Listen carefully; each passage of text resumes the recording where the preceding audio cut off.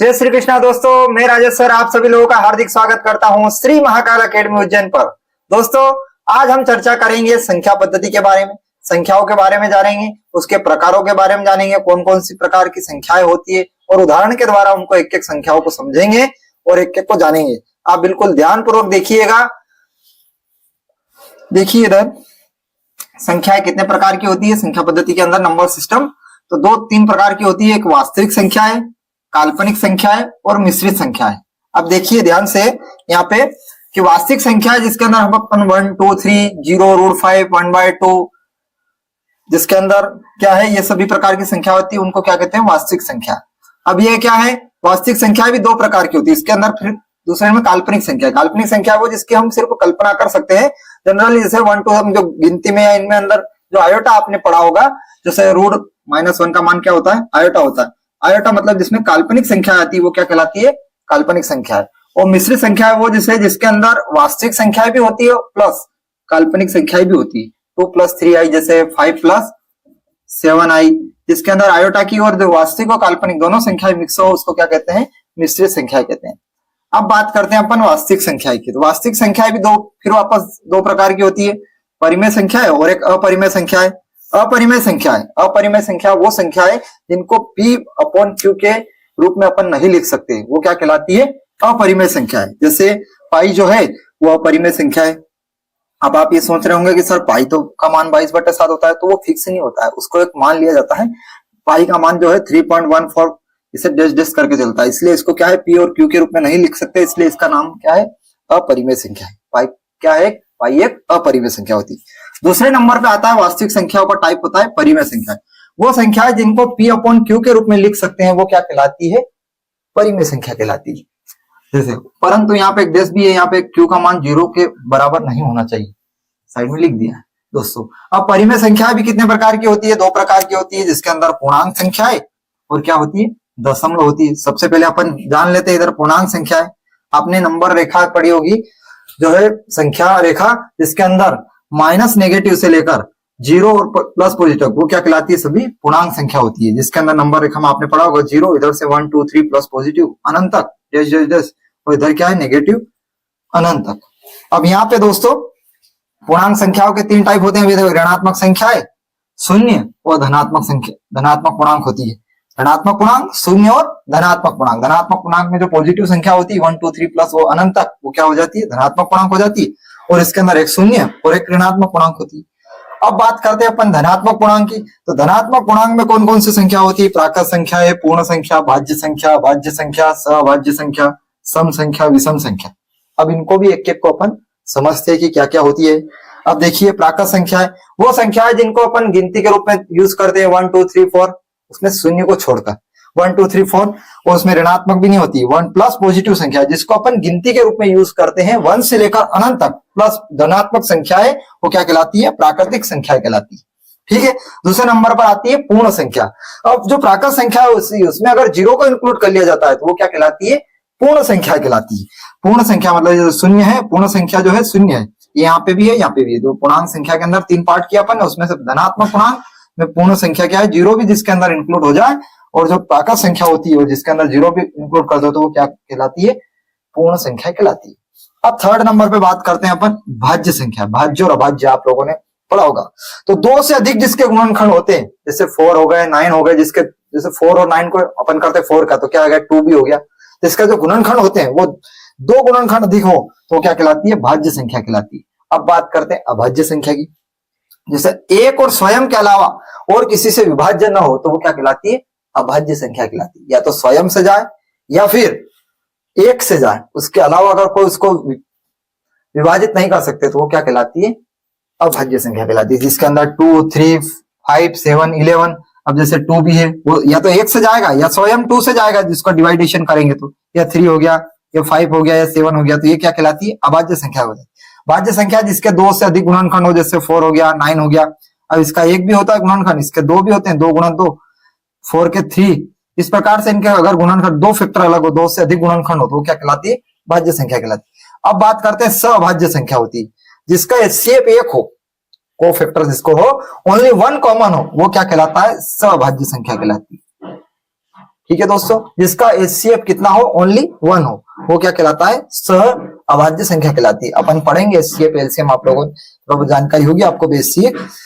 सम संख्या है वो संख्या है जो 2 से पूर्णतः विभाजित हो जाए, 2, 4, 6, 8, वो क्या कहलाती है, सम संख्या कहलाती है। और विषम संख्या है जो 2 से विभाजित ना हो, जैसे 1, 3, 5, 7, 9, ये सब क्या कहलाती है, विषम संख्या कहलाती है। दोस्तों देखिए एक बार और, क्या है संख्या पद्धति 3 प्रकार होते हैं, वास्तविक संख्या है, काल्पनिक संख्या है, मिश्रित संख्या है। वास्तविक संख्याओं में क्या होते हैं, 2 टाइप होते हैं, अपरिमेय संख्या और परिमेय संख्या। परिमेय संख्या के 3 टाइप होते हैं, पूर्णांक संख्या 2 टाइप, दशमलव। अब बात करते हैं अपन दशमलव की।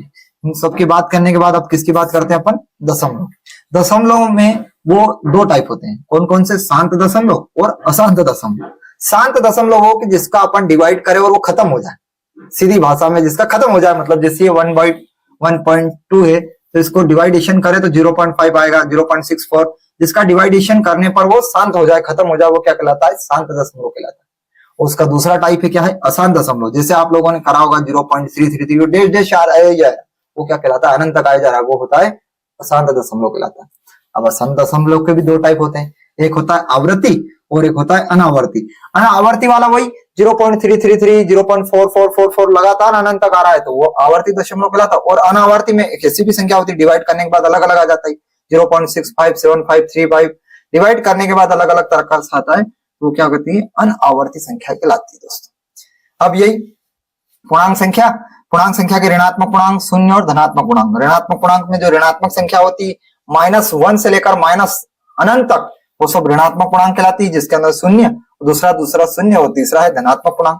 +1 से अनंत प्लस तक की जो संख्या होती है वो धनात्मक पूर्णांक कहलाती है। धनात्मक पूर्णांक में प्राकृत संख्या, पूर्ण संख्या, भाज्य संख्या, अभाज्य संख्या, सहभाज्य संख्या, सम संख्या और विषम संख्या होती है। दोस्तों इट्स ओके। अब देखिए अपन कुछ प्रश्नों को भी सोल्व करेंगे, ये संख्या जान लिया आपने, आगे की चर्चा हम नेक्स्ट वीडियो में करेंगे। तब तक के लिए धन्यवाद, थैंक यू, जय श्री कृष्णा।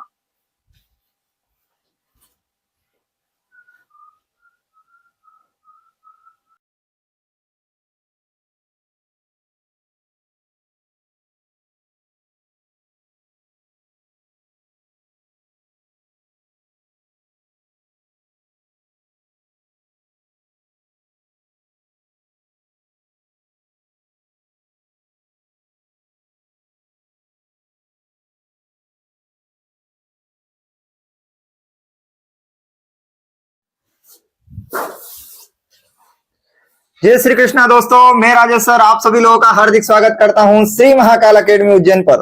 दोस्तों हमने पिछली कक्षा में चर्चा करी थी संख्या पद्धति के बारे में, उनके संख्या के प्रकारों के बारे में, उनके टाइप्स के बारे में उदाहरण के द्वारा हमने समझा था। थोड़ा सा रिवाइज करते हैं, उसके बाद कुछ प्रश्नों को सोल्व करते हैं। देखिए इधर सबसे पहले हमने जाना था कि संख्या के 3 प्रकार होते हैं। 3 प्रकारों के अंदर हमने वास्तविक संख्या, रियल नंबर, काल्पनिक संख्या, इमेजिनरी और मिश्रित संख्याओं के बारे में पढ़ा था हमने। वास्तविक संख्या जो हम डेली जनरली यूज करते हैं उनको वास्तविक संख्या कहते हैं। काल्पनिक संख्या वो इमेजिनरी जिनको हम इमेज करते हैं, आयोटा के रूप में होती है, रूढ़ के रूप में, रूढ़ -1 का मान i, मिश्रित संख्या 2 + 3i। इस प्रकार से फिर हमने पढ़ा था वास्तविक संख्या के अंदर अपरिमेय संख्या और परिमेय संख्या। अपरिमेय संख्या जिनको p और q के रूप में हम व्यक्त नहीं कर सकते, और परिमेय संख्या वो जिसको हम p और q के रूप में व्यक्त कर सकते हैं। हमने ये चर्चा भी करी थी पाई के बारे में कि पाई एक अपरिमेय संख्या है जिसका मान 3.1415 करके होता है, और 22/7 परिमेय संख्या है, परंतु पाई अपरिमेय संख्या है। फिर हमने परिमेय संख्या के नीचे टाइप में पढ़ा था तो पूर्णांक संख्या और दशमलव। पूर्णांक के बारे में हमने 3 टाइप पढ़े थे, ऋणात्मक पूर्णांक, शून्य और धनात्मक पूर्णांक। दशमलव में पढ़ा था हमने शांत दशमलव और अशांत दशमलव। जो शांत हो जाए, जिसका डिवाइडेशन पूरी तरह से खत्म हो जाए, 1/2 को डिवाइड करेंगे 0.5 आएगा, इस प्रकार से हमने उसको समझा था। अशांत दशमलव जो डिवाइड नहीं हो गया, पूरी तरह से डिवाइड होने के बाद भी उसको डेश डेश के रूप में आए, 0.3333 अनंत तक ऐसे चलता रहे, वो अशांत दशमलव। फिर उसके हमने अशांत दशमलव के भी टाइप पढ़े थे। आवृत्ति जिसकी बार बार एक ही रिपीटेड होता रहे, उसको आवृत्ति दशमलव कहा था। और अनावर्ती जिसमें अनावर्ती होती है पर रिपीटेशन होता रहता है परंतु आवर्ती नहीं होती है। फिर हमने पूर्णांक के अंदर पढ़ा था ऋणात्मक पूर्णांक और शून्य और धनात्मक पूर्णांक। शून्य क्या है, एक पूर्ण संख्या है। धनात्मक पूर्णांक के हमने अंदर पढ़ा था, उसके भी अंदर टाइप पढ़ा था, प्राकृतिक संख्या, पूर्ण संख्या, भाज्य संख्या, अभाज्य संख्या, सहभाज्य संख्या, सम संख्या, विषम संख्या। एक बार मैं रिवाइज करके बता देता हूं आप लोगों को। इसके अंदर हमने प्राकृतिक संख्या जिनको हम गिनती के रूप में यूज करते हैं, नेचुरल नंबर जो होते हैं 1 2 3 4 5, जिसके अंदर जीरो कैलकुलेट नहीं होता है, जीरो इंक्लूड नहीं होता है दोस्तों, जीरो पूर्ण संख्या है। जीरो जब हम प्राकृतिक संख्या के अंदर जीरो को इंक्लूड कर देते हैं तो वो पूर्ण संख्या हो जाता है। उसके बाद हमने पढ़ा था नहीं, भाज्य संख्या के अंदर दो से गुणनखंड, दो से अधिक जिसके फैक्टर हो वो क्या कहलाती है, भाज्य संख्या कहलाती है। अभाज्य संख्या के अंदर हमने पढ़ा था कि जिसका एक और स्वयं के अलावा कोई अन्य उसका अगर विभाज्य न हो तो वो अभाज्य संख्या कहलाती है। सभाज्य संख्या के अंदर पढ़ा था हमने कि जिसका एचसीएफ एक हो वो क्या कहलाता है, एचसीएफ जिसका एक हो वो सभाज्य संख्या कहलाती है। सम संख्या जो दो से पूरी तरह से विभाजित हो जाए वो सम संख्या कहलाती है। और विषम संख्या जिसके अंदर दो से विभाजन ना हो वो क्या कहलाती है, विषम संख्या कहलाती है। अब हम कुछ प्रश्नों को सोल्व करते हैं, देखिएगा आप कि किस प्रकार से प्रश्न आपको एग्जाम में आते हैं।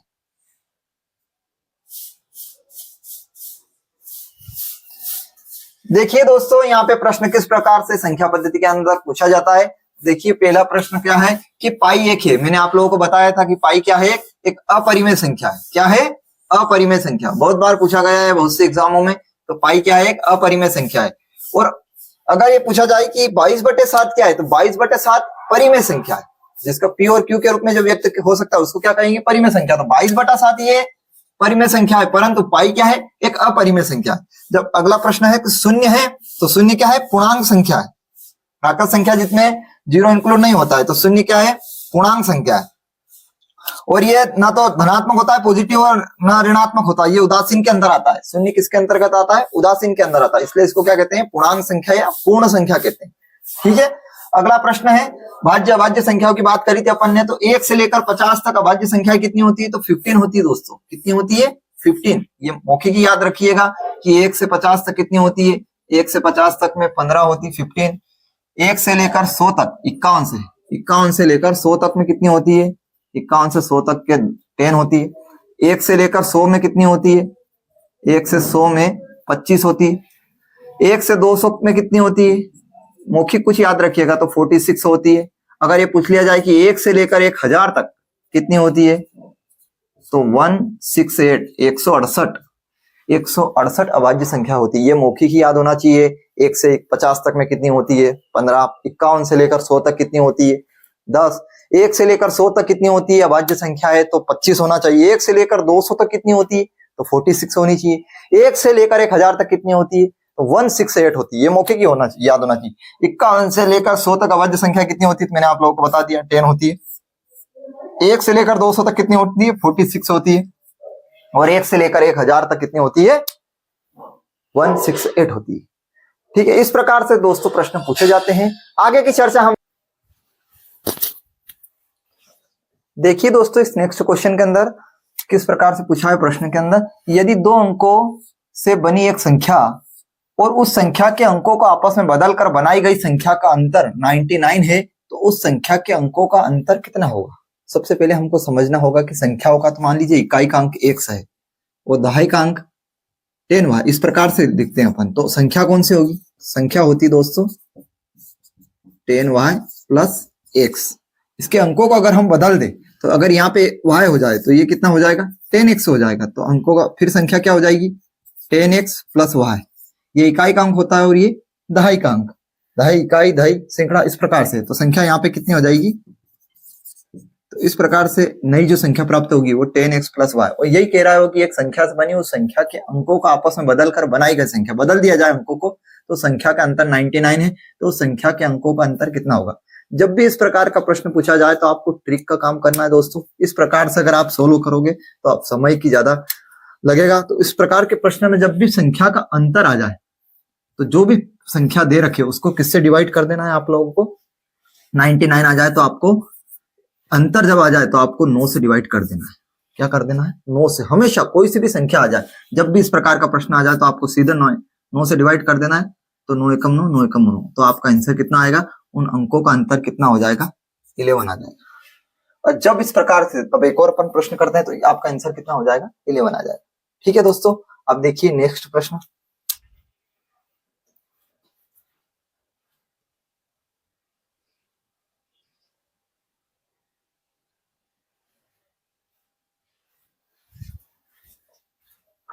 देखिए दोस्तों, नेक्स्ट प्रश्न के अंदर क्या है, हमने अभी पढ़ा था अंतर वाला। इसमें दे रखा है योग। कैसे दे रखा है, यदि 2 अंकों से बनी एक संख्या और उस संख्या के अंकों को आपस में बदलकर बनाई गई संख्या का योग 33 है, तो संख्या के अंकों का योग कितना होगा। तो यहाँ पर संख्याओं की वही अपन ने एक से इकाई का अंक x माना, दहाई का अंक 10y, तो संख्या क्या हो जाएगी 10y plus x, y 10x, इस प्रकार से बदल देंगे। परंतु आपको ट्रिक का काम करना है यहाँ पे भी, जब भी अंतर आ जाए तो मैंने आप लोगों को बताया था कि 9 से डिवाइड करना है, परंतु जब योग आ जाए तो आपको किससे डिवाइड कर देना है, सीधे 11 से। तो यार क्या कितने हो जाएंगे 33, तो आपका आंसर कितना हो जाएगा 3। याद रखिएगा कि जब भी योग की बात आए तो आपको किससे डिवाइड करना है 11 से, और जब अंतर की बात आ जाए प्रश्न के अंदर तो आपको किससे डिवाइड करना है 9 से। इसको दिमाग में आप लोगों को सेट कर लेना है दोस्तों। गणित के अंदर अभ्यास से ही सब कुछ होता है, और दुनिया की सबसे बड़ी यूनिवर्सिटी दोस्तों वो होती है अनुभव, और अनुभव किससे आता है, अभ्यास से, प्रैक्टिस से, समय के साथ आता है। आप बार बार किसी चीज का अनुभव और प्रैक्टिस करोगे, गणित सबसे ज्यादा आप लोगों को प्रैक्टिस मांगता है दोस्तों, और अभ्यास के द्वारा ही आप बार बार उसमें गणित में महारत हासिल कर सकते हैं। आगे की चर्चा हम नेक्स्ट वीडियो में करेंगे, तब तक के लिए धन्यवाद, जय श्री कृष्णा, थैंक यू। अभ्यास करती रहिए दोस्तों।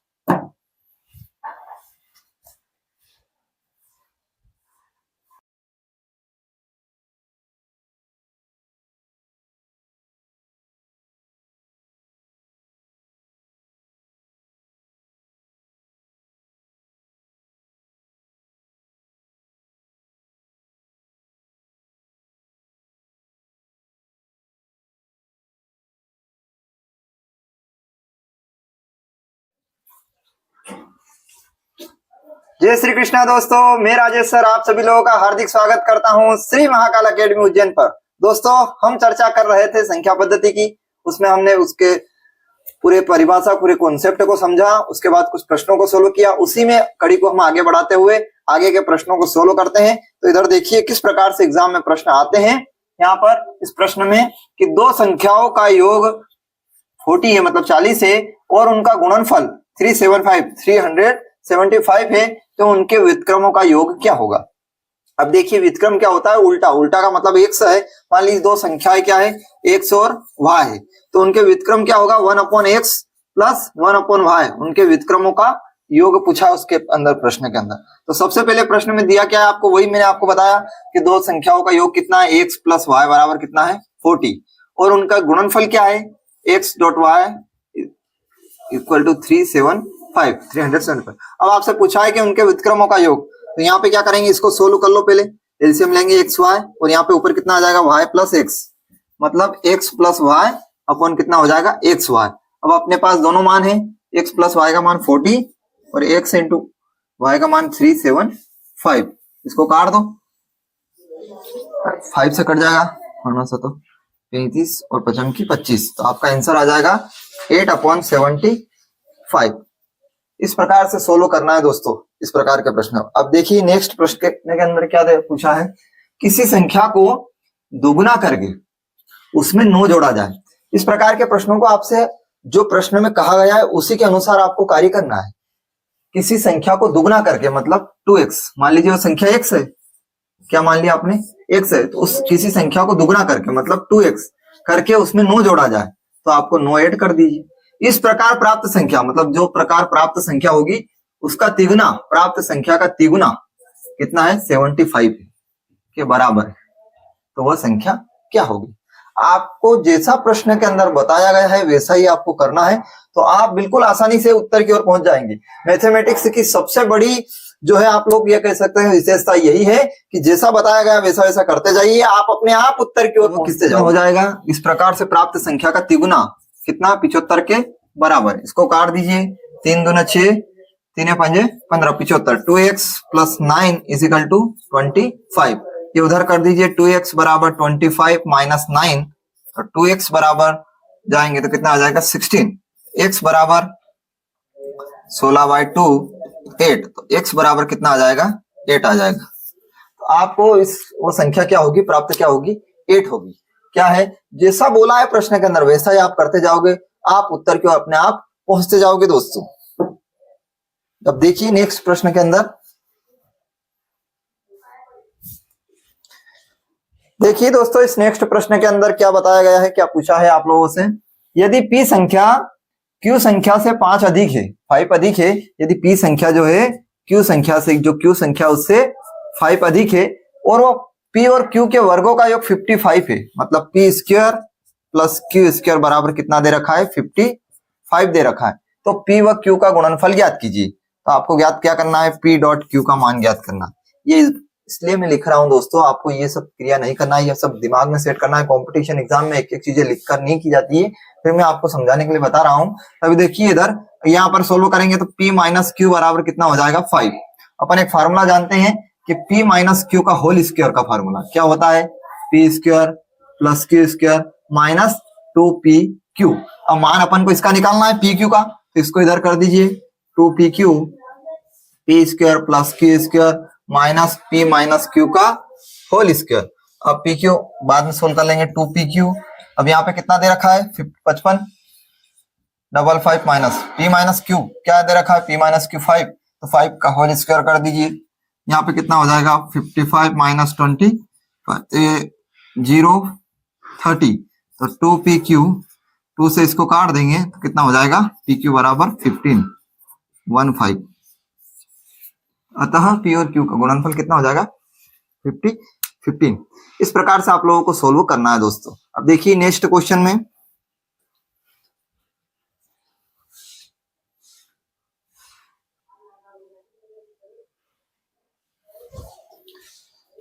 देखिए दोस्तों इस नेक्स्ट प्रश्न में क्या पूछा है आप लोगों से कि निम्नलिखित में से कौन सी संख्या परिमेय संख्या है। आप लोगों को कल की परिभाषा में मैंने बताया था, पिछली कक्षा में, परिमेय संख्या जिनको P और Q के रूप में व्यक्त कर सकते हैं उनको क्या कहते हैं, परिमेय संख्या कहते हैं।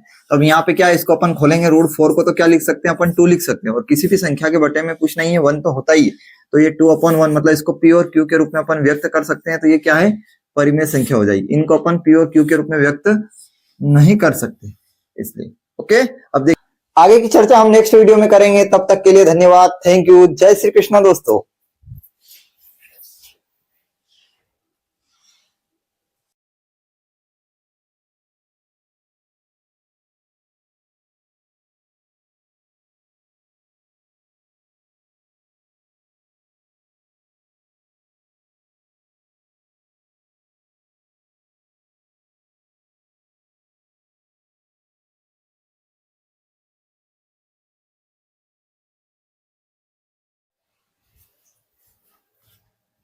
जय श्री कृष्णा दोस्तों, मैं राजेश सर आप सभी लोगों का हार्दिक स्वागत करता हूं श्री महाकाल अकेडमी उज्जैन पर। दोस्तों हम चर्चा कर रहे थे संख्या पद्धति की, उसी में हम प्रश्नों की कड़ी को आगे बढ़ाते हुए देखते हैं। देखिए नेक्स्ट प्रश्न में क्या पूछा है आप लोगों से, दो संख्याओं का अंतर 15 है जबकि उनके योग का 11वां भाग 5 है, तो दोनों संख्या ज्ञात कीजिए। देखिए दोस्तों हम पहली संख्या मान लेंगे a और दूसरी मान लेंगे उनका अंतर, तो मतलब a प्लस 15 होगी, क्या होगी, अंतर है। मान लीजिए आपने इसमें से इसका अंतर कर दिया, इसमें से इन दोनों का कि a प्लस 15 माइनस a, तो आपको क्या मिल जाएगा 15। इन दोनों का अंतर क्या होगा, ये कैंसिल होकर 15 हो जाएगा। अब आप लोगों को उनके योग का 11वां भाग 5 है, इनका योग क्या होगा, a प्लस 15 अपन इनका योग का 11वां भाग क्या है, 5। अब देखिए इधर a और a कितने हो जाएंगे, 2a प्लस 15, 11 गुणित 5 5 15, तो 2a प्लस 15 बराबर 55, तो 2a बराबर ये 55 माइनस 15, तो कितना हो जाएगा 15, a बराबर 20। अब a का मान यहाँ पे रख दीजिए, तो a कितना हो जाएगा 20, a प्लस 5 यहाँ पे दे रखा है a प्लस 15, तो 15 प्लस 15 तो कितना हो जाएगा 5 और 35। तो आपके मान कितने आ जाएंगे, संख्या कौन सी आ जाएगी, 20 और 35, 20 और 35। देखिए अब नेक्स्ट प्रश्न में,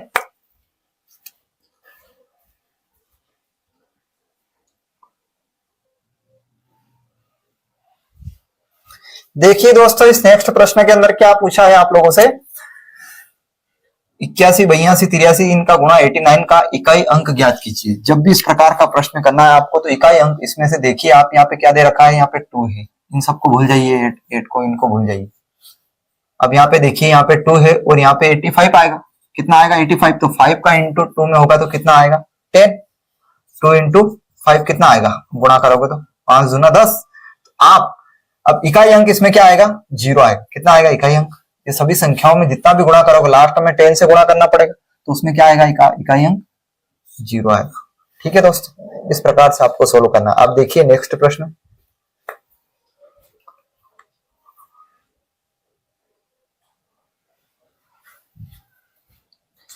देखिए दोस्तों, इस प्रश्न में क्या पूछा है आप लोगों से, यहाँ पे पूछा है कि 2153 की पावर 167 और 8267 की पावर 153 का इकाई अंक क्या है। इकाई अंक मतलब जो गुणा करने के बाद इकाई का अंक क्या आता है वो देखिए। तो आप यहाँ पे मैंने कहा कि इनसे कोई मतलब नहीं, अपन को 3 से मतलब है और यहाँ पे भी इनसे कोई मतलब नहीं, ठीक है। तो 3 की पावर कितनी हो जाएगी, 167 क्रॉस 7 की पावर 153 हो जाएगी। अब देखिए दोस्तों, यहाँ अपन को बुद्धिमत्ता का प्रयोग करना है। इन प्रकार के प्रश्नों को कंपटीशन के एग्जाम में बहुत जल्द और फास्ट करने के लिए ये तरीका आपको अपनाना है दोस्तों। अब यहाँ देखिए 3 की पावर, यहाँ इसको इस प्रकार से तोड़ी है कि 3 की पावर आप क्या कर दो 153 और 3 की पावर कितना कर दो 7 और 7 कितना हो जाएगा 14। इसको अलग अलग कर दिया और 7 की पावर यहाँ पे कितना हो जाएगा, 7 की पावर कितना हो जाएगा 153। अब देखिए इधर 7 या 21, इसको 21 की पावर कितनी कर दी 153 इंटू 3 की पावर कितनी हो जाएगी 14। अब दोस्तों यहाँ पे देखिए 1 की पावर आप कितनी भी करोगे तो आपको क्या मिलेगा, 1 ही मिलेगा। और यहाँ पे क्या हो जाएगा 3 की पावर कितनी हो जाएगी 14। तो यहाँ 1 की पावर तो 1, 3 की पावर को अपन यहाँ 4 के मल्टीपल में लिख देते हैं, है ना, 3 की पावर 2। इसको 14 को अपन ने टुकड़े में कर दिया, 4 8 4 12 और 13 14। अब आपने 3 की पावर 4 को देखा होगा, 3 की पावर 4 का मतलब होता है 1। 3 इंटू 3 इंटू 3 इंटू 3 तारी 9 होती है 81। इस प्रकार से 3 इंटू 3 इंटू 3, 3 तारी 9 होती है 27, 27 या 81। 3 की पावर और यहाँ पे हो जाएगा इस प्रकार से करोगे तो यहाँ पे 1 इंटू 3 की पावर 2, तो आपका कितना हो जाएगा 3 की पावर 2 का आंसर आएगा आप लोगों का 9। इस प्रकार से सोल्व करना है आप लोगों को दोस्तों। देखिए अब नेक्स्ट क्वेश्चन आप लोग,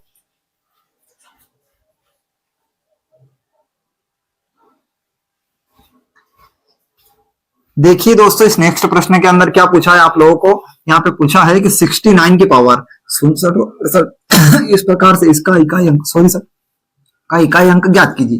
अब इकाई अंक, अब यहाँ पे आपको एक कॉन्सेप्ट रखना है, यहाँ पे इसको भूल जाइए। तो 9 की पावर है, अब जब 9 की पावर अगर सम हो तो हमेशा कितना आएगा 1 आएगा, और अगर 9 की पावर विषम हो तो कितना आंसर आएगा 9 आएगा। तो अब 9 की पावर यहाँ पे क्या है विषम है, तो आपका आंसर कितना आ जाएगा 9 आएगा। तो दोस्तों आप लोगों को इस प्रकार से करना, इसकी पावर याद रखना। 9 की पावर क्या है, अगर सम हो तो आपका आंसर हमेशा 1 आएगा, और 9 की पावर अगर विषम हो तो आपका आंसर कितना आएगा 9 आएगा। देखिए अब नेक्स्ट प्रश्न में,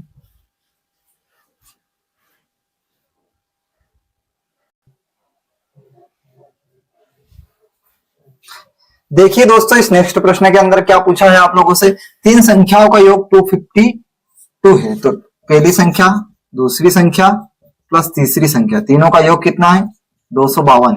यदि पहली संख्या दूसरी से 3 गुनी है, मतलब जो पहली संख्या है वो दूसरी से 3 गुनी है, दूसरी से 3 गुनी है, और तीसरी संख्या क्या है, पहली संख्या की कितनी है 2 तिहाई है पहली संख्या, 2 तिहाई है पहली संख्या की, 2 तिहाई पहली संख्या की। अब देखिए आप यहाँ पे तीसरी संख्या निकालेंगे आप लोग, तो यहाँ पे तीसरी संख्या निकालोगे तो 2 तिहाई इसके स्थान पर रख दोगे, यहाँ पे 2 तिहाई और इंटू पहली संख्या के स्थान पर रख दिया 3 और दूसरी आई। अब यहाँ आपको निकालना है तो दूसरी संख्या ज्ञात कीजिए, तो आप पहली संख्या के स्थान पर लिख दीजिए पहला दूसरी संख्या प्लस दूसरी संख्या, और तीसरी संख्या आपके स्थान पर भी लिख दीजिए 2/3 इंटू 3 से 3 कैंसिल कर दीजिए इसको, तो यहाँ पे भी आप लोग ये लिख दीजिए दूसरी संख्या 252। अब देखिए 3 4 5 6, तो 6 दूसरी संख्या बराबर कितना हो जाएगा 252। तो यहाँ दूसरी संख्या बराबर क्या हो जाएगा 252 बटा 6, तो 6 चौक 24, तो 6 दूना 12, और दूसरी संख्या कितनी आ जाएगी आपकी 42। इस प्रकार से सोल्व करना है तो आपका आंसर कितना आ जाएगा 42।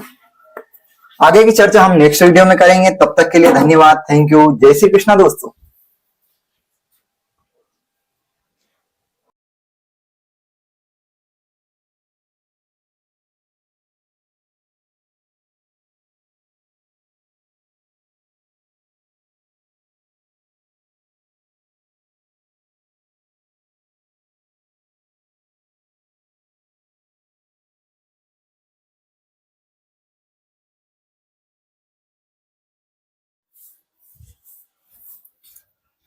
जय श्री कृष्णा दोस्तों, मैं राजेश सर आप सभी लोगों का हार्दिक स्वागत करता हूं श्री महाकाल अकेडमी उज्जैन पर। दोस्तों हम चर्चा कर रहे थे संख्या पद्धति की, उसी में हम प्रश्नों को आगे की वो ले जाते हैं। और देखिए इस प्रश्न में क्या पूछा है आप लोगों से कि एक गैर शून्य संख्या और उसके व्युत्क्रम के दोगुने का योग 33/4 है, तो संख्या पता लगाए। तो मान लीजिए कि वह संख्या जो है x है, उसका व्युत्क्रम क्या होगा 1/x, और व्युत्क्रम के दोगुने मतलब क्या हो जाएगा x + 2/x। इसी संख्या का क्या है दोगुना, व्युत्क्रम के दोगुने का योग कितना है 33/4 है। अब इधर देखिए, अब यहाँ पे आप लोगों को थोड़ा सा बुद्धिमत्ता का काम करना है। आपको यहाँ पे इसको सोल्व नहीं करने बैठ जाना है। यहाँ पे आपको क्या है इस इक्वेशन के द्वारा इसमें जो ऑप्शन दे रखे हैं उससे मान रख के देखना है। 8 रख के देखते हैं तो 8/2/8 30/4, तो ये कितना हो जाएगा 1/4, 8 चौक 32 और 1 33/4।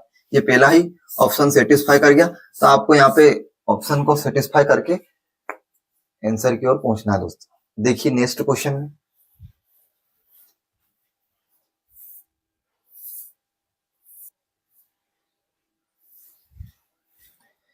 देखिए दोस्तों इस नेक्स्ट प्रश्न में क्या पूछा है आप लोगों से। यहाँ पे पूछा है कि ए और बी धनात्मक पूर्णांक है यदि a + b ab = 65 है, 65 है, a और b के मध्य अंतर क्या। और यहाँ पे कंडीशन दे दी a और b का मान 15 से छोटा होना चाहिए।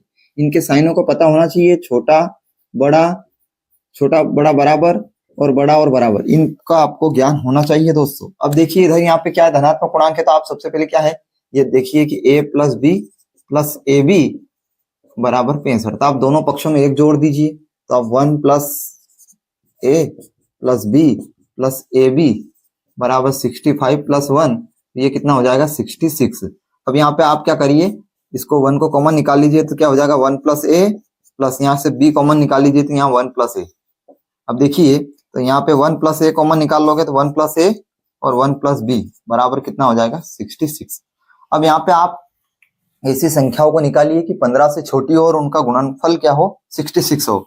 तो एक संख्या तो दोस्तों 1 × 66 हो जाएगी, दूसरी संख्या 2 × 33 हो जाएगी, 33 × 66, और एक हो जाएगी 11 × 66, तो एक हो जाएगी 11 और 6। ये भी क्या है इससे क्या है छोटी है 15 से, परंतु यहाँ पे अपन इस संख्या को ले नहीं सकते क्योंकि यहाँ 15 दे रखा है, बड़ी हो जाएगी, ये भी बड़ी हो जाएगी, तो अपन इसको सिलेक्ट करते हैं। तो क्या हो जाएगा इधर देखना 1 + a बराबर कितना कर लो 11 और 1 + b बराबर कितना कर लो 6।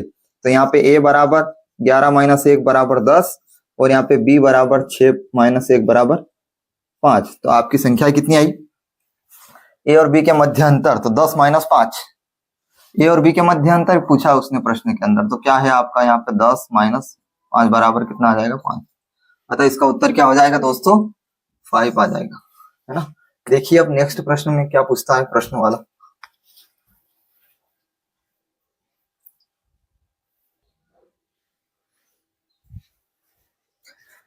देखिए दोस्तों इस प्रकार के इस प्रश्न में आपको क्या करना है, यहाँ पे ये प्रश्न क्या पूछा है कि किसी संख्या में 56 से भाग देने पर, किससे भाग देना है 56 से भाग देने पर, कोई भी संख्या है अपन को पता नहीं है एक सौ मान लो, पर शेषफल क्या होता है, यहाँ पे अपन क्या है शेषफल कितना आता है 29 आता है। यदि उसी संख्या में 8 से भाग दे दिया जाए तो शेषफल क्या होगा, तो यहाँ पे आपने भाग दिया होगा तो उसका क्या आया होगा। अब आपने कॉन्सेप्ट पढ़ा होगा कि भाज्य बराबर भाजक गुणित भागफल, भाजक गुणित भागफल प्लस शेषफल आता है दोस्तों। क्या आता है शेषफल। भाज्य बराबर भाजक गुणित भागफल प्लस क्या हो जाता है शेषफल हो जाता है। मान लीजिए भाज्य क्या है x है, भाजक कितना है 56 है, गुणित भागफल कितना आया k आया, प्लस शेषफल कितना है 29 है। अब दोस्तों देखिए x बराबर 56 k प्लस 29, इसी संख्या को वही इसने यही बोला है कि यदि उसी संख्या को कौन सी x वाली संख्या को 8 से भाग दे दिया जाए, तो आप देखिए इसी संख्या में आपको किससे डिवाइड कर देना है 8 से डिवाइड कर देना। तो आप देखिए 56k प्लस 29 अपॉन 8, 8 ही 7 ही 56, तो ये तो 7k हो जाएगा, प्लस 29 का कहेंगे तो कितना हो जाएगा 8 दूनी 16, 8 तिया 24, कितना बचेगा 8 तिया 24 कितना 5, 24 और 5 29, तो कितना आ जाएगा आपका शेषफल कितना बचेगा 5। तो आपका आंसर कितना हो जाएगा दोस्तों 5 हो जाएगा। इसकी एक ट्रिक भी है दोस्तों, वो भी मैं बता देता हूं। जब भी इस प्रकार का प्रश्न आया तो आपको जो शेषफल बचे, जो शेषफल की बात कर रहा है उसी में आपको इसी संख्या से डिवाइड कर देना है सीधी भाषा में। तो आपको 29 को 8 से डिवाइड करोगे तो 8 दूनी 16, 8 तिया 24, बचेगा शेषफल कितना 5। ठीक है, तो आपका आंसर कितना हो जाएगा 5 हो जाएगा। इस प्रकार से ट्रिक का भी प्रयोग करना है, परंतु कॉन्सेप्ट को भी पूरा समझना है। जब आप अवधारणा और कॉन्सेप्ट को पूरी तरह से दिमाग में जान जाओगे तो उसी से ट्रिक निकल के आती है दोस्तों। आप डायरेक्ट अगर ट्रिक को याद करने बैठोगे तो आपका एग्जाम हो सकता है आप वहां पे क्या है प्रेशर रहता है, एग्जाम में जब प्रेशर होता है तो उस समय आपकी ट्रिक दिमाग में नहीं आती, पर आपको कॉन्सेप्ट पूरी तरह से याद रहता है। तो इसलिए आप कॉन्सेप्ट को पढ़े, कॉन्सेप्ट और अवधारणा अगर आपकी कंप्लीट होगी तो आप ट्रिक के द्वारा आप बिल्कुल सरल तरीके से आप आंसर की ओर पहुंच जाएगी। गणित का सबसे अच्छा रूल यही है दोस्तों। ठीक है, अब देखते हैं नेक्स्ट क्वेश्चन।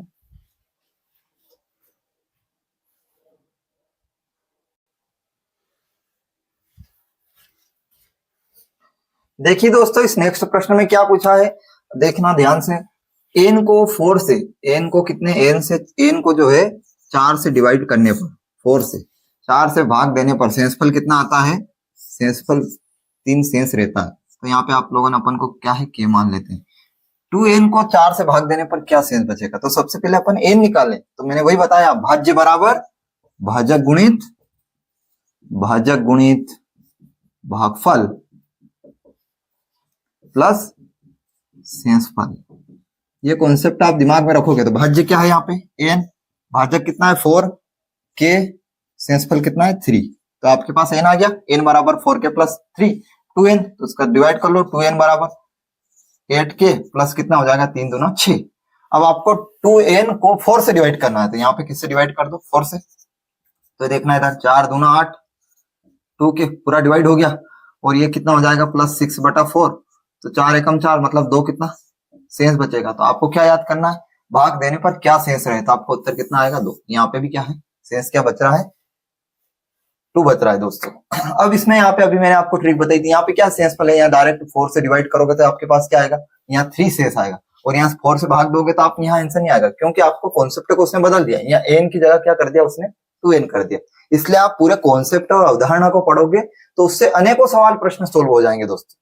देखिए अब नेक्स्ट प्रश्न।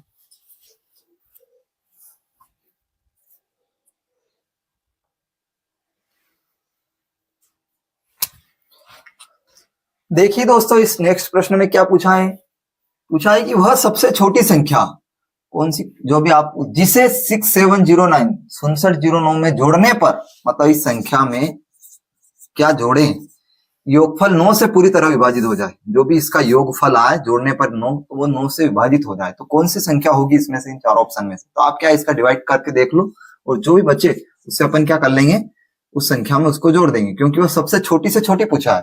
तो 9 सती कितना हो जाएगा 63, कितना बचा 4 0, 9 दूनी 18, 9 तिया 27, 9 चौक 36, कितना बचा 4 ऊपर 9, 9 पंजे कितने हो जाएंगे 45, कितने बचेंगे 4।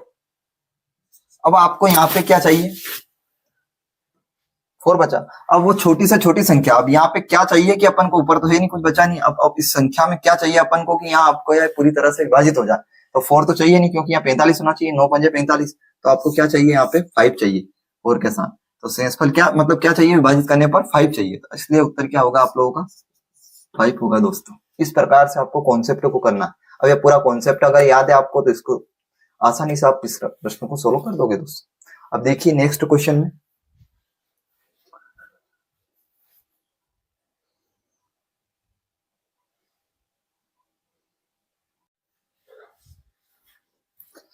देखिए दोस्तों, इस नेक्स्ट प्रश्न में क्या पूछा है, किसी संख्या को 899 से भाग देने पर शेषफल 63 प्राप्त होता है, यदि उस संख्या को 29 से भाग दे तो शेषफल क्या होगा। मैंने आपको ट्रिक बताई थी कि जो भी शेषफल दे आपको, यहाँ में उसी को 29 से डिवाइड कर देना है सीधा, क्योंकि इसका कॉन्सेप्ट ये है 899 के प्लस 63, और इसको फिर अपन 29 से डिवाइड करें। मैंने आप लोगों को अभी बताया था कॉन्सेप्ट, भाज्य बराबर भाजक गुणित भागफल प्लस शेषफल, परंतु आपको डायरेक्ट इससे डिवाइड कर देना है। तो 63 को 29 से डिवाइड करोगे 58 2 बार, और बचा कितना 58 और 2 3 तो 5, शेषफल कितना बचेगा दोस्तों 5। तो अतः इस प्रश्न का आंसर क्या आएगा दोस्तों 5 आएगा। इस प्रकार से आपको ट्रिक को सोल्व करना है। आगे की चर्चा हम नेक्स्ट वीडियो में करेंगे, तब तक के लिए धन्यवाद, थैंक यू, जय श्री कृष्णा दोस्तों।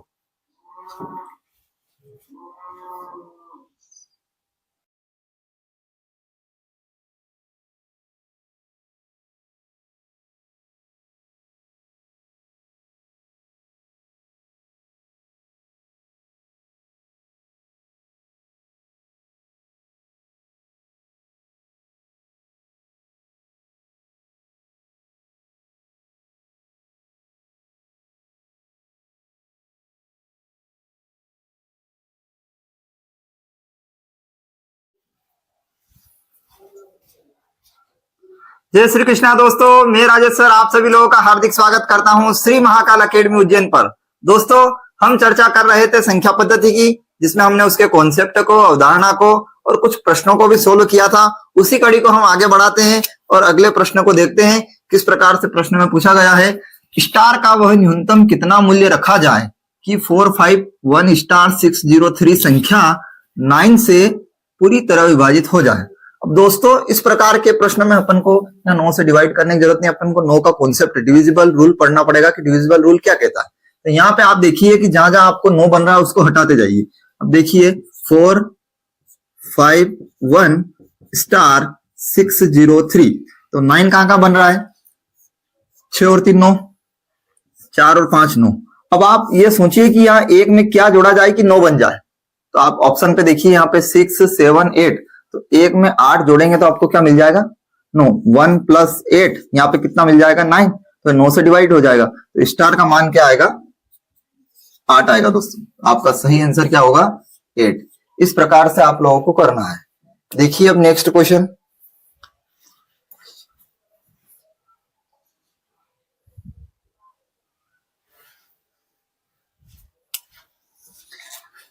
देखिए दोस्तों, इस नेक्स्ट प्रश्न में क्या पूछा है, यदि 334 334 गुणित 545 इंटू 7p संख्या 3340 से विभाज्य है तो p का न्यूनतम मान ज्ञात कीजिए।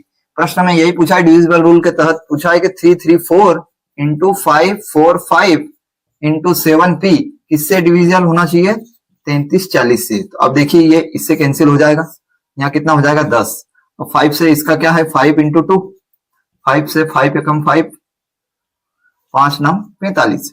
अब बचा 2, तो अब यहाँ संख्या यहाँ पे क्या आ जाए, न्यूनतम मान की है पूरी तरह से 72, मतलब ये है, तो यहाँ पे क्या आ जाएगा, ना तो 3 हो सकता है या 4, ये न्यूनतम मान पूछा है तो क्या आंसर हो जाएगा आपका 2, क्योंकि 2 से डबल डिवाइड हो सकता है, यहाँ पे होना चाहिए या तो 2 या 4, पर वो संख्या के अंदर पूछा है कि p का न्यूनतम मान बताइए, तो आपको क्या आएगा, यहाँ पे p का न्यूनतम मान क्या आ जाएगा, 2 आ जाएगा दोस्तों।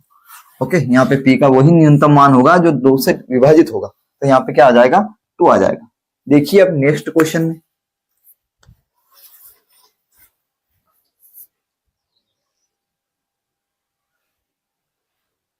देखिए दोस्तों, इस नेक्स्ट प्रश्न में क्या पूछा है कि निम्नलिखित संख्याओं में से कौन सी संख्या 18 से विभाजित है, 18 से विभाजित है। 18 से विभाजित के लिए आपको 2 रूल पता होना चाहिए, या तो संख्या 2 से विभाजित भी होना चाहिए और 9 से विभाजित भी होना चाहिए। 18 के अंदर कितना आता है, 2 और 9, तो संख्या 2 से विभाजित होना चाहिए और 9 से विभाजित होना चाहिए। आपको मैंने पिछली अभी प्रश्न में बताया था कि 9 से विभाजितता के रूल के लिए आपको संख्याओं को 9 से डिवाइडेशन होना चाहिए, और यहाँ पे 2 के लिए ये है कि जो उसका इकाई का अंक है वो 2 होना चाहिए, 2 से डिविजिबल होना चाहिए, 2 4 6 8 इस प्रकार से। तो ये संख्या भी इकाई का अंक 2 है तो डिविजिबल है, ये भी डिविजिबल है, ये भी डिविजिबल है, पर यहाँ पर 3 लिखा हुआ है, विषम संख्या है, 2 से डिवाइड नहीं होगी, इसलिए इस प्रश्न का आंसर आप लोगों को क्या है, सीधा ये होगा दोस्तों। अब देखिए यहाँ पे आपको स्मार्ट स्टडी करना है, डायरेक्टली इस प्रकार से यहाँ डिवाइडेशन करने बैठना नहीं है। कंपटीशन एग्जाम में, मैथ्स में आपको परफेक्ट होने के लिए कुछ दिमाग का और ऑप्शन के द्वारा उसको क्वेश्चनों को सोल्व करने का प्रयास करना है दोस्तों। अब देखिए नेक्स्ट क्वेश्चन में,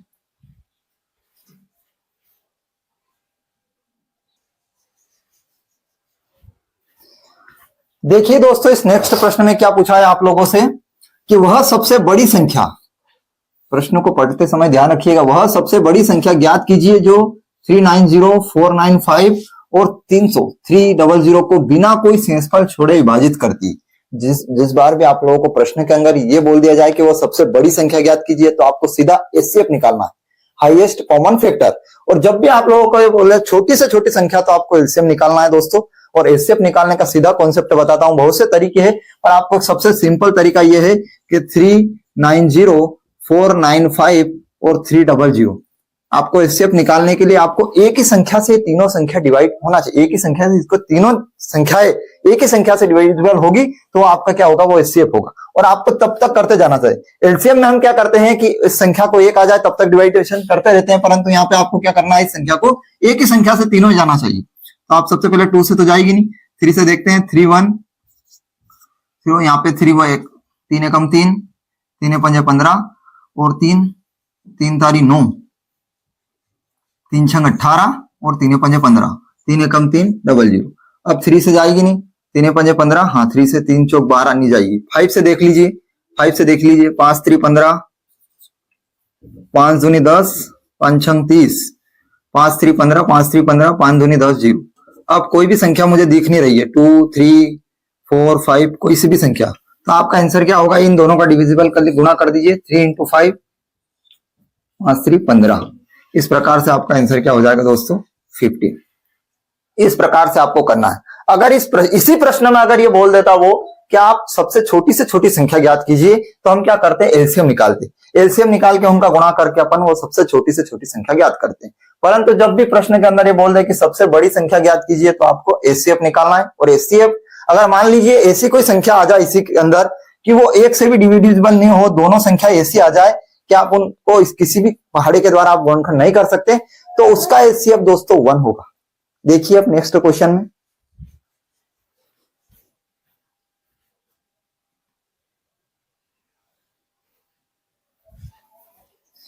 देखिए दोस्तों इस नेक्स्ट प्रश्न में क्या पूछा है कि यदि 4 6 9 3 3 x 8 11 से विभाज्य हो तो x का मान ज्ञात कीजिए। यहाँ पे आपको 11 का डिविजिबल रूल पता होना चाहिए दोस्तों। 11 का डिविजिबल रूल ये कहता है कि 4 6 3 9 3 x 8 ओड और इवन संख्याओं का जो सम है या डिफरेंस है वो क्या होना चाहिए, या तो 0 होना चाहिए या 11 से डिविजिबल होना चाहिए। तो इनको जोड़ेंगे, इसको 8 3 3 और 4 4 3 3 6 4 10 और 10 18 18 माइनस 6 4 9, तो कितना हो जाएगा 15 15 प्लस एक्स 15 प्लस एक्स 12 बराबर ये क्या होना चाहिए, या तो 0 या इससे डिविजिबल होना चाहिए। तो यहाँ 0 डिवाइड कर लीजिए, 18 माइनस 15 माइनस एक्स बराबर 0, तो ये 3 माइनस एक्स बराबर 0, तो एक्स बराबर कितना होना 3। यहाँ अगर 3 होगा तो ये 0 आ जाएगा, तो 11 से डिविजिबल हो जाएगा।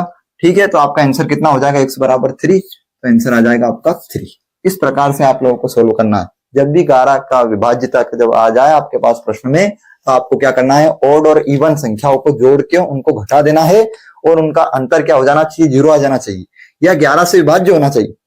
ऐसी संख्या आना चाहिए 11 11 2 22 11 33, क्योंकि 11 का जो पहाड़ा होता है उसकी संख्या आ जाएगी उसके अंदर प्रश्न के अंदर। तो आप लोग समझिएगा कि 11 से डिविजिबल है, या 0 आना चाहिए। अगर 0 आ जाए तो वो 11 से विभाज्य है। अब देखिए नेक्स्ट क्वेश्चन में,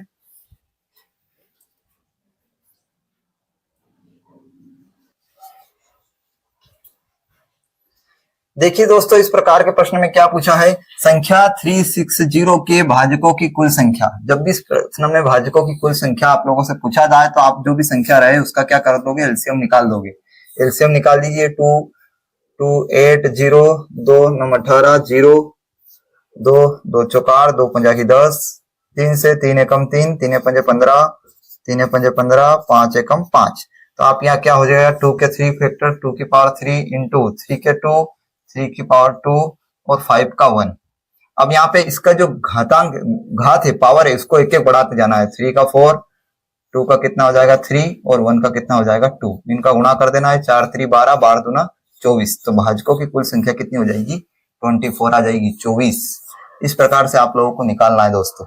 अब देखिए नेक्स्ट क्वेश्चन में,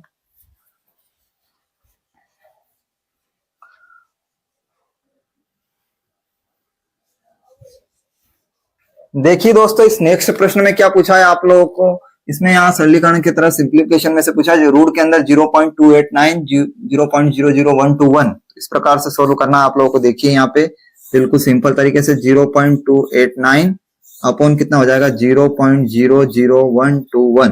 अब यहाँ पे इसको जैसे हटाएंगे इसको, तो 1 2 3 4 5 1 2 3 4 5 1 2 3 1 2 3 कैंसिल, ये 3 0 से 3 0 कैंसिल। अब देखिए यहाँ पे ये कितना है और ये कितना है, यहाँ पे 121 है तो ये 11 का है, बाहर हो जाएगा ये 17 का होल स्क्वायर, यहाँ पे 10 का होल स्क्वायर और ये 10 का होल स्क्वायर, और यहाँ पे क्या हो जाएगा 11 का होल स्क्वायर। अब यहाँ पे इसको है 17 गुणे 10 बटे कितना हो जाएगा 11, तो आपका आंसर हो जाएगा 170/11, ऑप्शन डी। इस प्रकार से सोल्व करना है आप लोगों को दोस्तों। बिल्कुल दशमलव को देख के, रूट को देख के घबराने की आवश्यकता नहीं है। आप जैसे जैसे मैथ्स में आप सोल्व करने का प्रयास करोगे, आप उत्तर की ओर स्टेप बाय स्टेप देखे आगे पहुंचते जाओगे दोस्तों। देखिए अब नेक्स्ट क्वेश्चन में,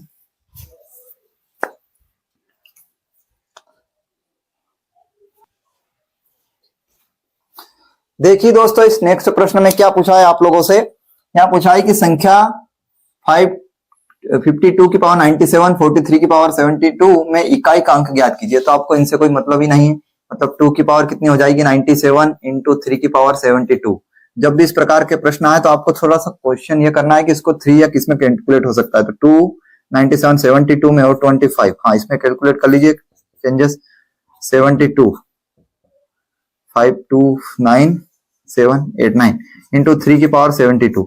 अब यहाँ पे अपन ने ऐसा इसलिए किया है दोस्तों कि 2 की पावर 5 की पावर कितनी हो जाएगी 5, और यहाँ पे गुणांक से में 3 दूना 6 हो जाएगा, 6 की पावर कितनी हो जाएगा 72।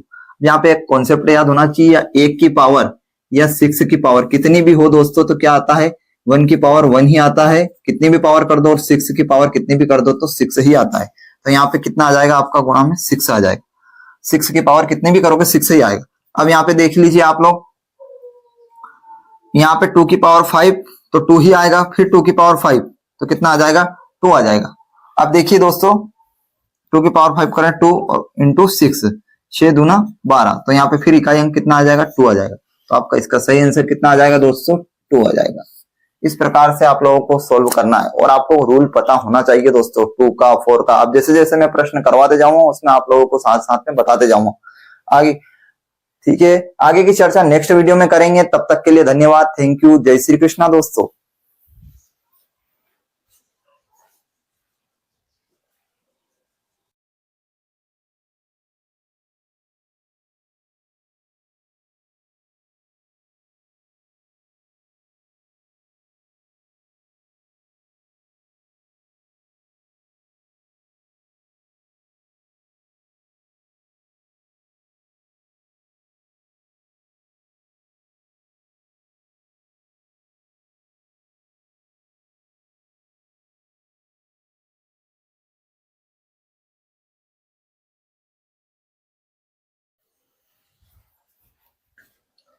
जय श्री कृष्णा दोस्तों, मैं राजेश सर आप सभी लोगों का हार्दिक स्वागत करता हूं श्री महाकाल अकेडमी उज्जैन पर।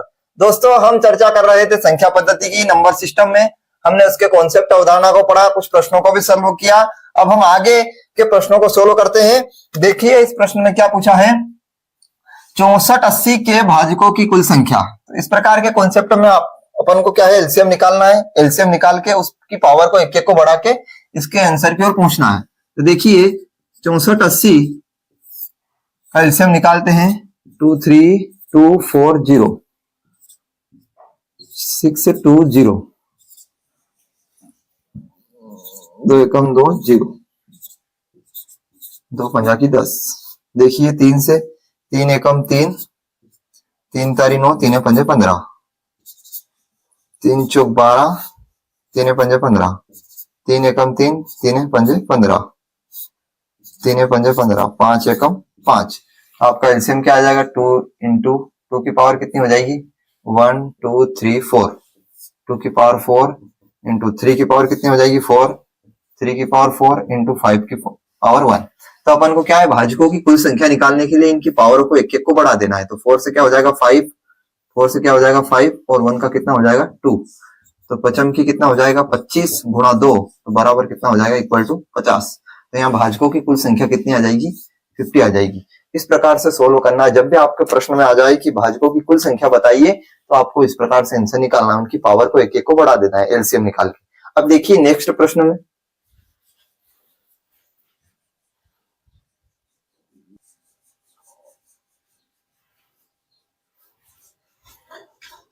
देखिए दोस्तों, इस नेक्स्ट प्रश्न में क्या पूछा है 653xy 653xy संख्या में x और y के ऐसे दो अलग अलग अंक हैं जो 80 से पूर्णतः विभाजित है, तब x और y के मान निकाल लीजिए। ये प्रश्न में ये पूछा है कि 653 x और y ये किससे डिवाइड होना चाहिए 80 से, और वो अलग अलग अंक है। तो 80 के डिवाइड के लिए इसमें 8 और कितना आता है 10 आता है, और यहाँ पे 10 के लिए क्या होना चाहिए यहाँ पे 0 होना चाहिए, शून्य होना चाहिए, क्योंकि 5 इंटू 2। अब 2 के डिवाइडेशन के लिए यहाँ पे 2 के डिवाइडेशन के लिए 5 इसके स्थान पे, तो 8 के लिए यहाँ पर तो x बराबर तो y बराबर तो अपन ने क्या मान लिया कि 0 होगा, ठीक है। अब x के लिए यहाँ पे अगर 5 रखा आपने 52 तो ये इसको 2 से डिवाइड कैसे हो जाएगा, तो x के स्थान पे कितना आ जाएगा x। 8 के डिवाइडेशन के लिए मान लीजिए 8 के डिवाइड का रूल क्या कहता है कि तीन संख्याओं को लेकर अपन डिवाइडेशन करना है, x और 0। तो यहाँ पे कितनी संख्या होना चाहिए आप देख लीजिए, इसमें से आप 8 से डिवाइड करोगे सर, 8 चौक 32 मतलब 2 आना चाहिए। तो x के स्थान पे कितना आ जाएगा, x बराबर 2, है ना। तो इसका आंसर सही आंसर कितना आ जाएगा, x बराबर 2। क्योंकि दोस्तों 2 की डिवाइडेशन का जो रूल है वो एक संख्या के लिए है, 4 को डिवाइडेशन का रूल क्या है, लास्ट की 2 डिजिट, और 8 के लिए लास्ट की 3 डिजिट को देखना है आप लोग। ठीक है दोस्तों, नेक्स्ट प्रश्न में देखिए,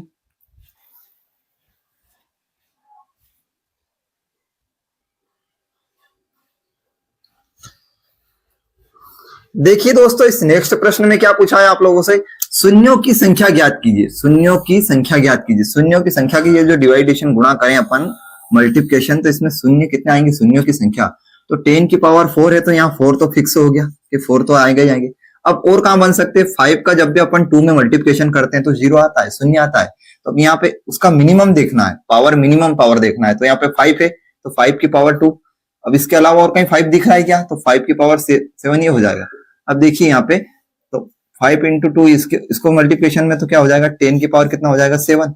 तो 7 यहाँ प्राप्त हो जाएंगे। तो टोटल कितने हो जाएंगे, 7 तो ये और 4 ये, तो कितने हो जाएंगे, 11। तो यहाँ पे जो है शून्यों की संख्या कितनी होगी दोस्तों, 11 होगी। इस प्रकार से आप लोगों को सोल्व करना है। मैथमेटिक्स में दोस्तों अपन के दिमाग को पूरी तरह से खुला करके एक एक कॉन्सेप्ट को समझ समझ के सोल्व करना है। कोई भी चीज कठिन या सरल नहीं होती है। जिसको अपन ने जान लिया, जिसको अपन ने पढ़ लिया, वो चीज सरल हो जाएगी। जिसको नहीं पढ़ा, जिसको समय नहीं दिया हमने, वो चीज कठिन हो जाएगी दोस्तों। तो मैथ्स में आपको समय देना पड़ेगा, प्रैक्टिस करना पड़ेगी, तब जाके आप धीरे धीरे और एकदम आप लोग बड़े सवालों को करने का प्रयास न करें। धीरे धीरे छोटे छोटे क्वेश्चनों को सोल्व करते करते आप बड़े प्रश्न की ओर बढ़िए दोस्तों। देखिए अब नेक्स्ट प्रश्न में,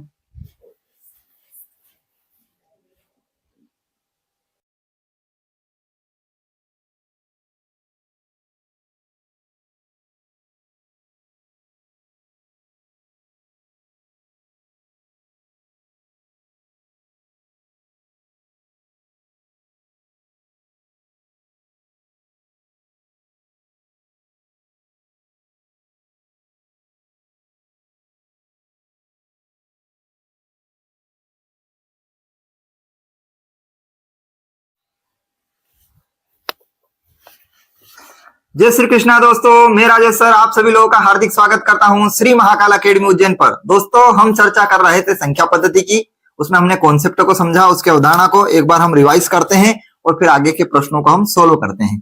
क्या पढ़ा था हमने, पूर्ण संख्या क्या होती है, जिसके 0 1 2 3, जो 1 2 3 के साथ अगर 0 भी इंक्लूड हो जाए तो वो कौन सी संख्या कहलाती है, पूर्ण संख्या कहलाती है। और जो गिनती की संख्या होती है 1 2 3 4 5 अनंत तक जो संख्या होती है वो संख्या कौन सी कहलाती है, प्राकृत संख्या कहलाती है दोस्तों।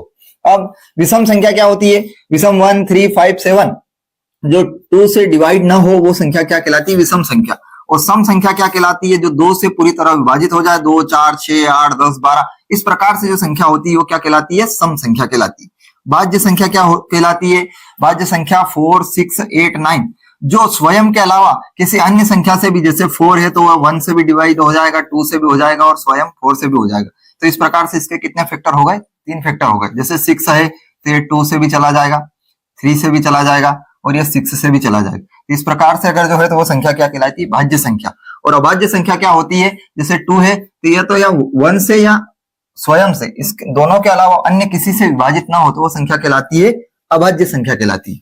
सभाज्य संख्या 2 3 3 4 5 7 और द्विअभाज्य संख्या क्या कहलाती है, 3 5 5 7 11 और 13 इस प्रकार से होती है दोस्तों। अब देखिए आगे,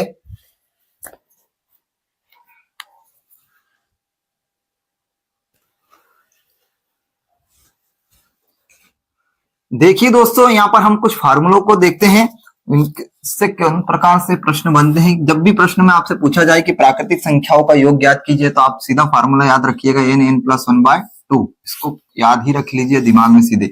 अगर ये पूछा जाए कि विषम संख्याओं का योग बताइए तो n × n²। जब भी संख्याओं को बोल दे कि 1 से लेकर 15 तक, 1 से 30 तक, जब भी प्रश्न के अंदर पूछेगा तो उस प्रकार से फॉर्मूला आप लोगों को यूज करना है। सम संख्याओं का योग कितना हो जाएगा, n + 1 हो जाएगा। प्राकृतिक संख्याओं के वर्गों का योग, यहाँ विशेष ध्यान रखिएगा, वर्गों का योग जब भी वर्ग 1 का स्क्वायर प्लस 2 का स्क्वायर। इस प्रकार से वर्गों का योग अगर पूछा जाए तो n n plus 1 2n plus 1 by 6। इस फार्मूले को याद करिएगा। प्राकृतिक संख्याओं के घनों का योग, घनों मतलब क्यूब का योग अगर पूछा जाए तो n स्क्वायर n प्लस 1 का होल स्क्वायर अपॉन 4। इस फार्मूले को याद रखिएगा। सम संख्याओं के अगर वर्गों का योग पूछा जाए कि सम संख्याओं का वर्गों का योग, तो 2n n plus 1 2n plus 1 upon में 3। अगर जब ये पूछा जाए कि विषम संख्याओं के वर्गों का योग ज्ञात कीजिए तो n n plus 1 2n minus 1 upon 3। इस प्रकार से जब भी प्रश्न के अंदर आप लोगों से पूछा जाए तो इन फार्मूलों को आप लोग याद करिएगा, तो बिल्कुल आसानी से उस आंसर के ऊपर पहुंच जाएंगे दोस्तों। अब देखिए नेक्स्ट प्रश्न में आप लोग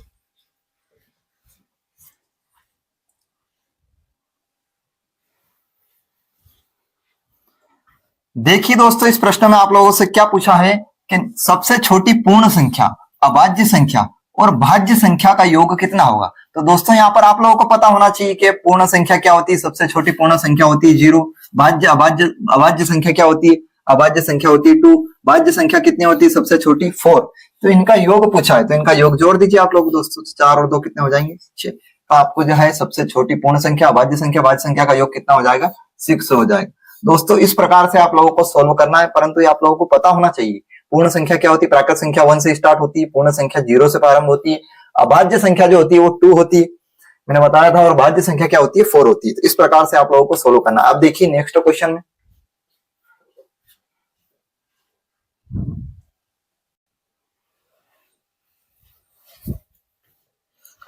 देखिए दोस्तों, इस प्रश्न में क्या पूछा है आप लोगों से, 1 प्लस 2 प्लस 3 प्लस 4 20 तक के संख्याओं का योग है। यहाँ प्लस लिखा हुआ है मतलब इसके क्या है, इन संख्याओं का योग। तो आप लोगों को क्या है, ये संख्या क्या है, प्राकृतिक संख्या है। अब मैंने आप लोगों को बताया कि प्राकृतिक संख्याओं के योग का फार्मूला क्या है, n प्लस 1 बाय 2। तो अब यहाँ पर n बराबर कितना है, 20 दे रखा है, तो यहाँ पर रख लीजिए 20 इंटू 20 और 1 कितना हो जाएगा, 21 अपॉन में 2। ये डिवाइड गुणा करेंगे तो 10 हो जाएगा, 21 का 10 में गुणा करेंगे 210 210। तो आपका आंसर कितना हो जाएगा, 210 210। अब देखिए दोस्तों, इस प्रकार से प्रश्नों को इस प्रकार से सॉल्व करना है। आप लोगों को मैथमेटिक्स में कुछ फार्मूलों का यूज करना है, कुछ कॉन्सेप्ट का यूज करना है, और दिमाग को पूरी तरह से खोल के ध्यान पूर्वक प्रश्नों को पढ़कर आप लोगों को सोल्व करना है और आसानी से आंसर की ओर पहुंचना है दोस्तों। अब देखिए आगे की चर्चा हम नेक्स्ट वीडियो में करेंगे। तब तक के लिए धन्यवाद, थैंक यू, जय श्री कृष्णा दोस्तों।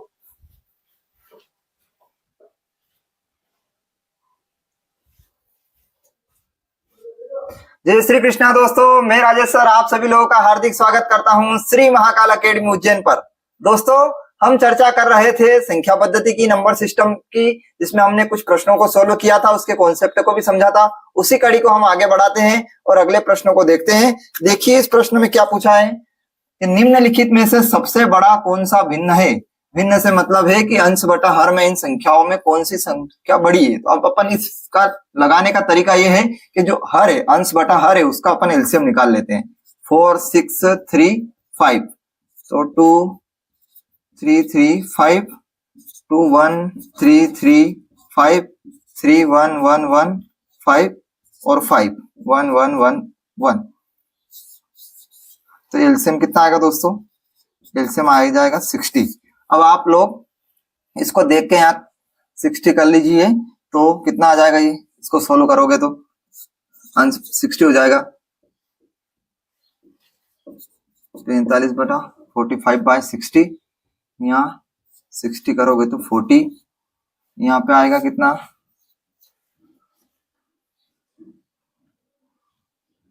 40 और यहाँ पे 60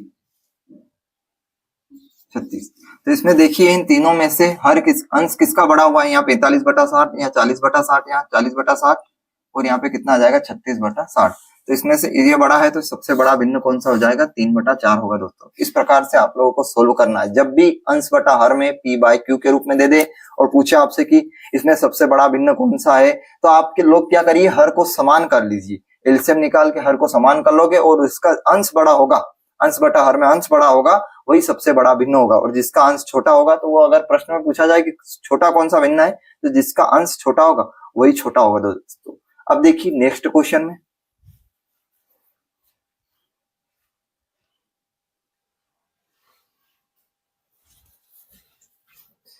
देखिए दोस्तों, इस नेक्स्ट प्रश्न में आप लोगों से क्या पूछा गया है, दो संख्याओं का मस तथा लस 15 और 300 है। यदि एक संख्या 60 है तो दूसरी संख्या ज्ञात कीजिए। इस प्रकार के प्रश्नों में आपको एक कॉन्सेप्ट याद होना चाहिए दोस्तों, वो ट्रिक कही है, कॉन्सेप्ट कही है। पहली संख्या गुणा दूसरी संख्या बराबर मस गुणा लस।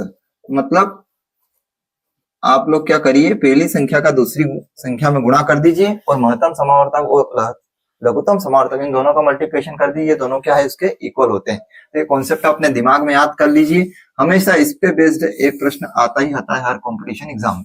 अब देखिए मस और लस क्या दे रखा है, और पहली संख्या कितनी है 60 है, दूसरी संख्या ज्ञात करना है। मस कितना है, मस है 15 और ये है 300। अब इसको सोल्व कर लीजिए, सेकेंड संख्या इधर ही रहने दीजिए, 15 इंटू 300 अपॉन 60 कितना हो जाएगा, जीरो से जीरो कैंसिल, 6 पंजा की 30, 15 पंजे कितना हो जाएगा 75, 75 दोस्तों। तो आपका आंसर आ जाएगा, दूसरी संख्या क्या हो जाएगी 75। इस प्रकार से सोल्व करना है दोस्तों। उस प्रकार के क्वेश्चनों को इस बेसिक से इस कॉन्सेप्ट को याद करोगे तो बिल्कुल आसानी से इस प्रश्नों को आप लोग सोल्व कर पाएंगे। अब देखिए नेक्स्ट क्वेश्चन,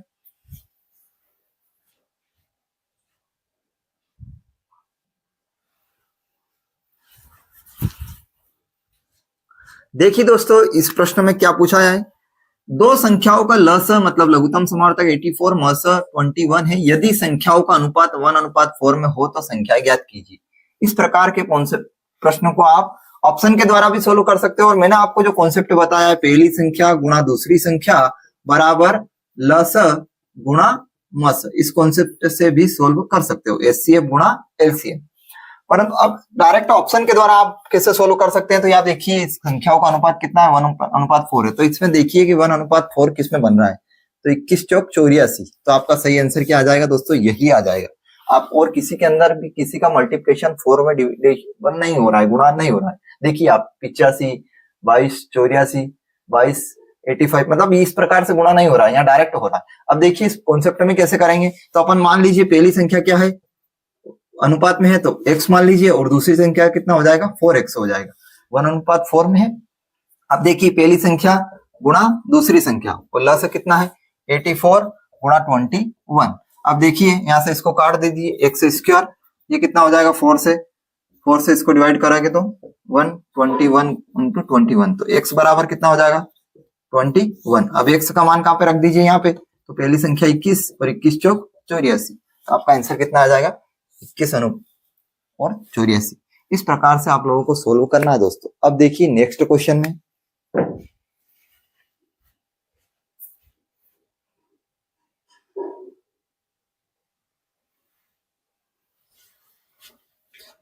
देखिए दोस्तों इस प्रकार के क्वेश्चन में आप लोगों को कैसे सोल्व करना है, 1.49 14.9 माइनस 0.51 इंटू 5.1, इस प्रकार से आप क्या है इन दोनों को सेम कर लीजिए जो डिविडेशन हो सकता है। तो आप क्या है 10 का गुणा ऊपर भी कर दीजिए, 10 का गुणा नीचे भी कर दीजिए।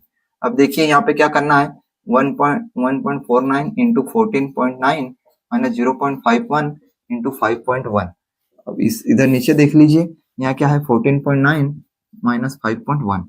अब जैसे ही 10 का गुणा अंदर करोगे तो ये कितना हो जाएगा 14.9, और ये भी 14.9 माइनस ये कितना हो जाएगा 5.1 इंटू 5.1। अब नीचे कितना आ जाएगा 14.9 माइनस 5.1, और इस प्रकार से नीचे कितना बचेगा, ये अंदर गया 10, ये बचेगा 1/10।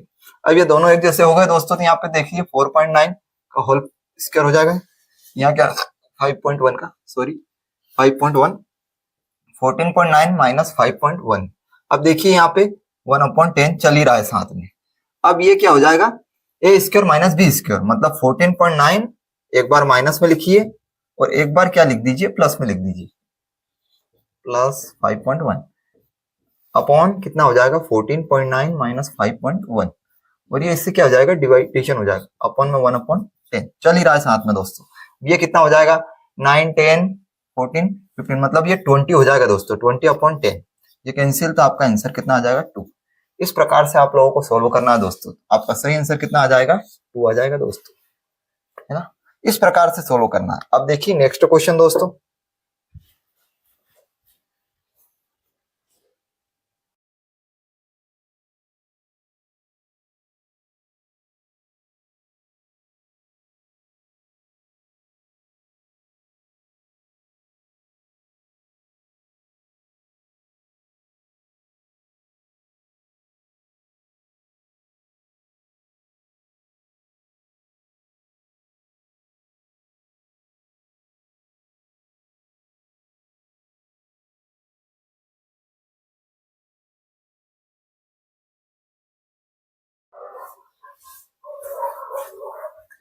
जय श्री कृष्णा दोस्तों, मैं राजेश सर आप सभी लोगों का हार्दिक स्वागत करता हूं श्री महाकाल अकेडमी उज्जैन पर।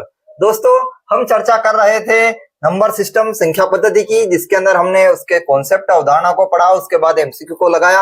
अब आगे हम और भी एमसीक्यू को लगाते हैं और देखते हैं कि किस प्रकार से प्रश्न बनते हैं एग्जाम में, अलग अलग एग्जामों में। यहाँ पे प्रश्न में पूछा गया है कि 201 201 से लेकर 300 300 तक सभी प्राकृतिक संख्याओं का योग कितना होगा। मैंने आपको पिछली कक्षा में बताया था, फार्मूले बताए थे कि आपको किस प्रकार से फार्मूले करना है, परंतु यहाँ पर अपन को ट्रिक का प्रयोग भी करना है। जब भी आप लोगों से पूछा जाए कि 1 से लेकर 100 तक की प्राकृतिक संख्याओं का, 2 से 101 101 से लेकर 200 तक की प्राकृतिक संख्याओं का, या 201 201 से लेकर 300 तक, जिस प्रकार से अगर आपसे प्रश्न में पूछा जाए तो यहाँ पे 1 से लेकर 100 तक में आपको सीधा दिमाग में रखना है 50-50, 50-50। यहाँ पे अगर जब भी आ जाए 101 से लेकर 200 तक, तो यहाँ क्या कर देना है आपको 150-50, मतलब 50-50 याद रखना है और आपको 1 लगा देना है आगे। तो 150-50 आपका 101 से लेकर 200 तक की प्राकृतिक संख्याओं का योग होगा। दोस्तों जब आपसे पूछा जाए कि 201 से लेकर 300 तक, तो आपको 2 लगा देना है, 250-50। इस प्रकार से आप लोगों को सोल्व करना है। तो यहाँ पे 201 से लेकर 300 तक सभी प्राकृतिक संख्याओं का योग कितना होगा, 250-50। अब बोले सर इसको फार्मूला के द्वारा कैसे करें, तो आपको फार्मूले से लेकर क्या करना है, कॉन्सेप्ट है, आपने जो प्राकृतिक संख्याओं का योग का फार्मूला पढ़ा उसमें 1 से लेकर 300 तक का निकाल लेना है, उसमें से फिर 1 से लेकर 200 तक का माइनस कर देना है, तो जो बचेगा वो 201 से लेकर 300 तक का प्राकृतिक संख्याओं का योग बचेगा। देखिए अब नेक्स्ट प्रश्न में किस प्रकार से प्रश्न में पूछा गया है।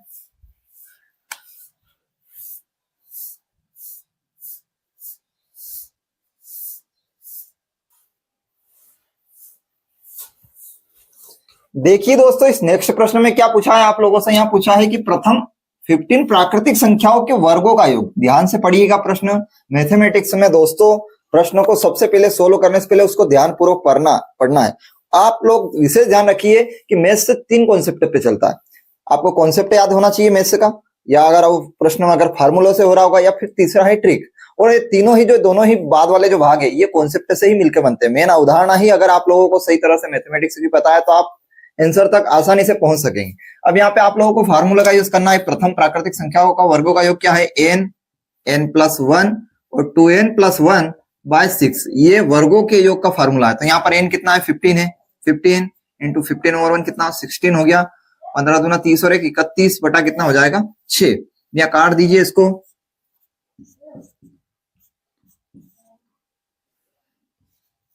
14 इंटू 31 0 4 12, तो आपका आंसर कितना आ जाएगा 14 12 40। तो इस प्रकार से आप लोगों को सोल्व करना है दोस्तों। अब देखिए नेक्स्ट प्रश्न में,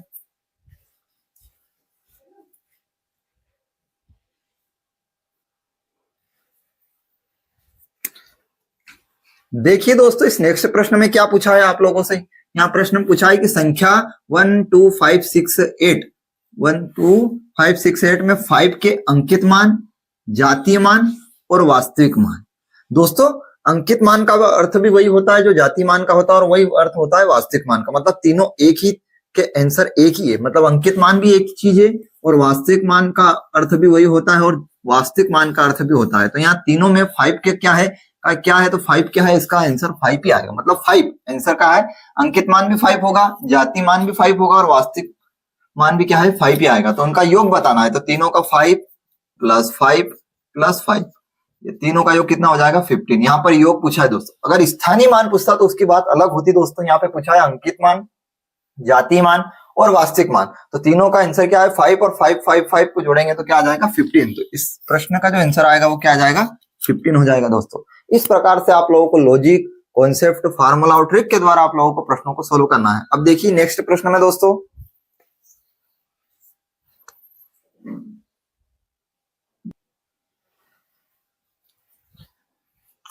देखिए दोस्तों इस नेक्स्ट प्रश्न में आप लोगों से क्या पूछा है, 2 अंकों वाली संख्या के दोनों अंकों का योग 7 है। मतलब 2 अंकों की कोई संख्या है, उसके अंकों का योग कितना है 7 है। यदि संख्या में 27 यानी 27 जोड़ दिया जाए तो अंकों का क्रम उलट जाता मतलब पलट जाता है। मतलब मान लीजिए कोई संख्या ए बी है, उसमें कुछ जोड़ेंगे अपन तो वो संख्या क्या हो जाएगी, बी ए हो जाएगी। ठीक है, इस प्रकार से आपको दिमाग में याद रखना है कि उसके क्रम बदल जाएंगे। तो आप सबसे पहले इसमें 2 कॉन्सेप्ट 2 दे रखे हैं। अब दोनों ही कंडीशन को अपन को ध्यान से, दोनों दो अंकों वाली संख्या के अंकों का योग कितना है 7 है, तो अपन देख लीजिए यहाँ पे क्या हो जाए, दोनों के अंकों का योग कितना हो रहा है 7। ये भी आंसर हो सकता है, ये भी हो सकता है, ये भी हो सकता है और ये भी हो सकता है।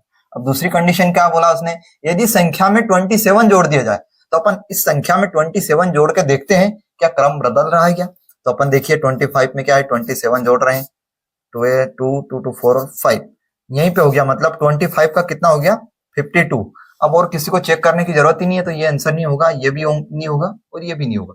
आपका सही आंसर कितना होगा दोस्तों 25 होगा। इस प्रकार से लॉजिक और कॉन्सेप्ट और आपको ट्रिक का प्रयोग करके भी आंसर की ओर पहुंचना है दोस्तों। कंपटीशन एग्जाम में सबसे बड़ा बार बार मैं आप लोगों को यही सचेत करता हूं कि आप लोगों को इसमें दिमाग को पूरा खोल के रखना है, आपको ध्यानपूर्वक प्रश्न को पढ़ना है। प्रश्न को पढ़ने के बाद आपको ये समझ में दिमाग में उसी समय तुरंत आ जाना चाहिए कि ये प्रश्न फार्मूला से होगा क्या, ये प्रश्न ट्रिक से होगा क्या, या डायरेक्ट कॉन्सेप्ट है, या फिर इसको अपन को थोड़ा सा लंबा करना पड़ेगा क्या। उसके अनुसार आप प्रश्न के अनुसार करिए दोस्तों। और एग्जाम देते वक्त आप लोगों को ये कंडीशन अप्लाई करना ही पड़ेगी दोस्तों। और ये भी देखना पड़ेगा कि आप लोगों को कौन सा प्रश्न आपको स्किप करना है, इसको बाद में करना है, या आप किसी प्रश्न में आप उलझ गए हैं तो आपको समय का भी उसमें नुकसान हो सकता है दोस्तों। अब देखिए नेक्स्ट प्रश्न में दोस्तों,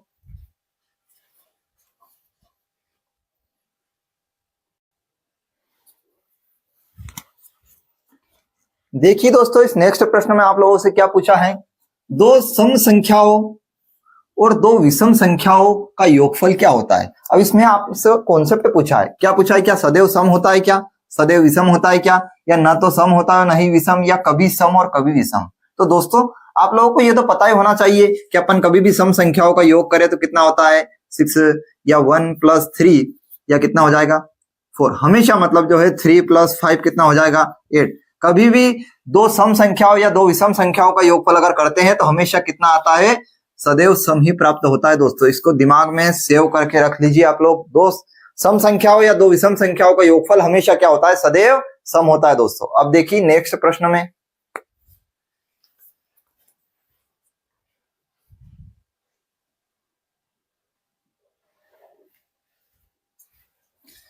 देखिए दोस्तों इस नेक्स्ट प्रश्न में आप लोगों से क्या पूछा है, यहाँ पूछा है कि 177 की पावर 2 और 178 की पावर 2 के बीच कितनी गैर वर्ग संख्या है, गैर वर्ग संख्या। जब इसको आप लोग इस कंडीशन के इसके हिसाब से करोगे ना तो बहुत लंबा और समय अधिक लगेगा दोस्तों। परंतु आप लोगों को ट्रिक का प्रयोग करना है। मैंने बताया ना आप लोगों को कॉन्सेप्ट, ट्रिक और फार्मूला, और आप लोग उसके आंसर की ओर is equal to answer, just आप लोगों को आंसर प्राप्त हो जाएगा। तो यहाँ पे आपको ट्रिक का प्रयोग करना है। तो इस प्रकार के प्रश्न में आप लोगों को ध्यान रखना है कि इन दोनों में से कौन सी संख्या छोटी है, उसका सीधा आप डबल कर दीजिए दोस्तों। तो यहाँ पे 177 177 है तो इसका डबल करोगे कितना आ जाएगा 4, 5 और 3 354। तो आपका आंसर कितना हो जाएगा 354। इस प्रकार से आप लोगों को सोल्व करना है दोस्तों।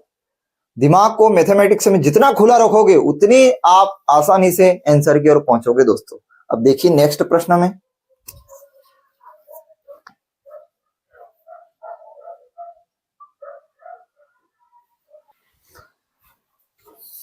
देखिए दोस्तों इस नेक्स्ट प्रश्न में आप लोगों से क्या पूछा है, स्टार के किस मान के लिए 5 अंकों की संख्या 8 7 स्टार 4 3 9 से विभाज्य होगी। यहाँ पर आप लोगों को इस प्रश्न के अंदर आपको 9 का मतलब 9 का विभाज्यता का रूल होना चाहिए, पता होना चाहिए, डिविजिबल रूल।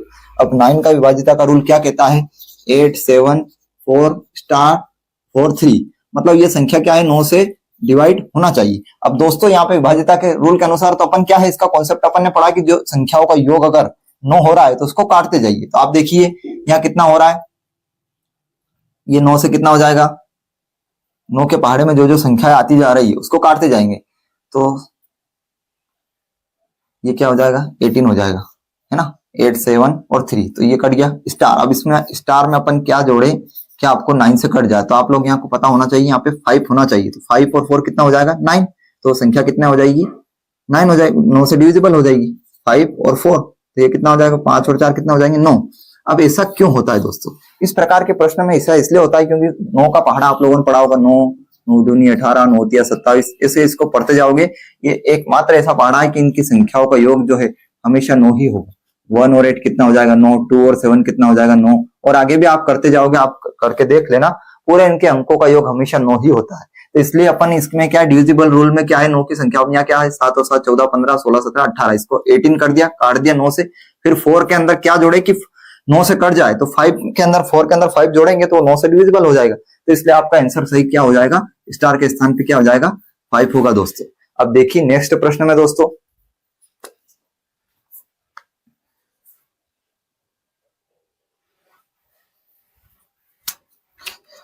देखिए दोस्तों इस प्रश्न में, नेक्स्ट प्रश्न में क्या पूछा है, 2 अंकों वाली कितनी संख्या है 11 से भाज्य है। अब 2 अंकों वाली संख्या क्या है, अगर तो अपन चालू करें तो 10 से लेकर कितनी होगी 99, 2 अंकों वाली संख्या है। अब आप लोग इसमें देखिए सबसे पहले अगर जो 2 अंकों वाली संख्या 11 से भाज्य होगी तो वो होगी 11 11, और लास्ट वाली कितनी होगी 99। तो आप सीधे क्या करिए 99 का 11 से डिवाइडेशन कर दिए तो 11 नाम 99, मतलब कितनी संख्या होगी, जो 9 संख्या ऐसी होगी जो 11 से डिविजिबल होगी दोस्तों।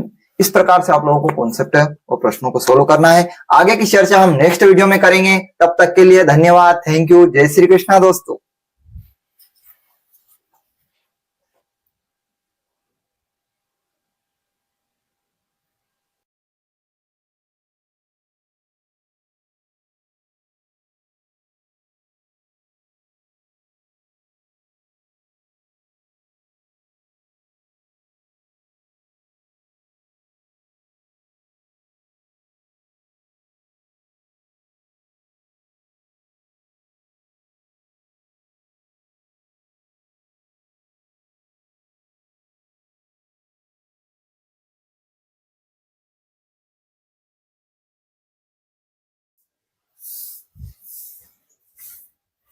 जय श्री कृष्णा दोस्तों, मैं राजेश सर आप सभी लोगों का हार्दिक स्वागत करता हूं श्री महाकाल अकेडमी उज्जैन पर।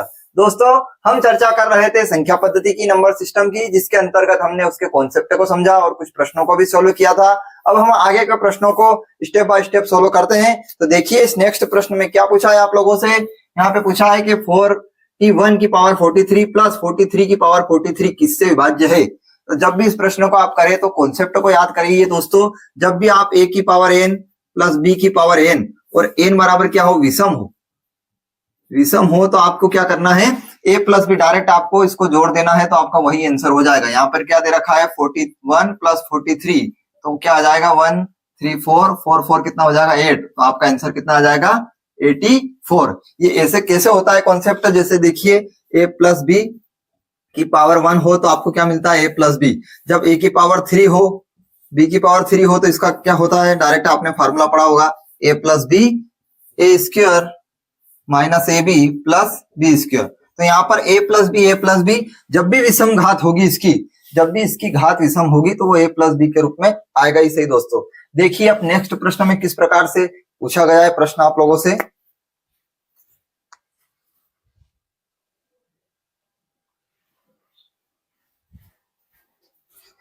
देखिए दोस्तों इस नेक्स्ट प्रश्न में आप लोगों से क्या पूछा गया है, यहाँ पूछा गया है कि 4 की पावर 61 प्लस 4 की पावर 62 प्लस 4 की पावर 63 प्लस 4 की पावर 64 किससे विभाज्य है। तो दोस्तों आप लोगों को मैंने बताया है कि कॉन्सेप्ट, ट्रिक और फार्मूला क्या लग रहा है, क्या है कॉन्सेप्ट, यहाँ पर अपन समझते हैं इसको। तो यहाँ पर आपको क्या है प्रयास करना है किससे विभाज्य, तो इसमें इसका सोल्व करके देखते हैं। तो 4 की पावर 61 इसके अंदर से कॉमन निकाल लेंगे तो यहाँ बचेगा 1, यहाँ पर बचेगा 4 की पावर 1 क्योंकि 61 कॉमन हो गया, यहाँ बचेगा 4 की पावर 2 प्लस यहाँ बचेगा 4 की पावर 3। अब देखिए 4 की पावर 61 यहाँ ऐसा कैसा 1 plus 4 plus 16 plus 4 into 4 into 4 64, 4 चौक 16 16 चौक 64। अब देखिए यहाँ पर 4 की पावर 61 यहाँ पर कितना हो जाएगा 20 85 20 20 21 और 21 और 85। तो ये 85 किसके अंदर, इसको किससे विभाज्य करें तो ये कौन सी संख्या से विभाज्य होगा, तो 7 9 11 17 17 से 17 पंजे 85, तो ये किससे विभाज्य होगा 17 से। आइए आगे बात समझ में दोस्तों, 85 कौन से डिविजिबल होगा 17 से। इस प्रकार से आप लोगों को कुछ लॉजिक का भी यूज करना है, कॉन्सेप्ट का भी यूज करना है, आपको आंसर की ओर पहुंचना है दोस्तों। मैथ्स का मेन कॉन्सेप्ट यही है। अब देखिए नेक्स्ट प्रश्न में,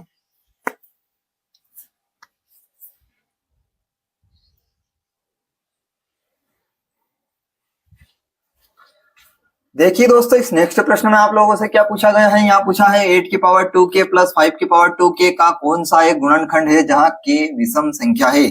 सबसे पहले प्रश्न को अच्छी तरह से पढ़ना है। उसमें पूछा है कि k एक विषम है। यहाँ पे क्या पूछा है, 8 की पावर 2k प्लस 5 की पावर 2k।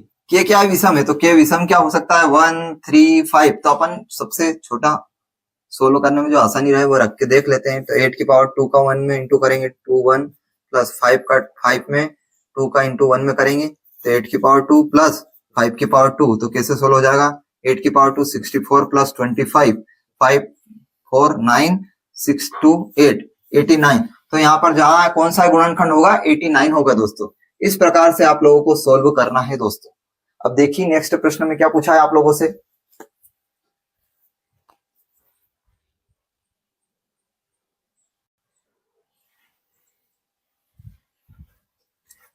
देखिए दोस्तों, इस प्रश्न में आप लोगों से क्या पूछा गया है। इसमें पूछा गया है कि निम्नलिखित में से कौन सी एक अपरिमेय संख्या है।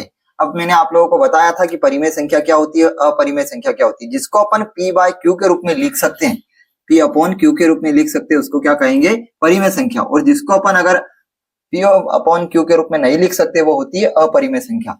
तो इसको भी अपन रूट से हटा के परिमेय के रूप में लिख सकते हैं, तो ये भी परिमेय संख्या है।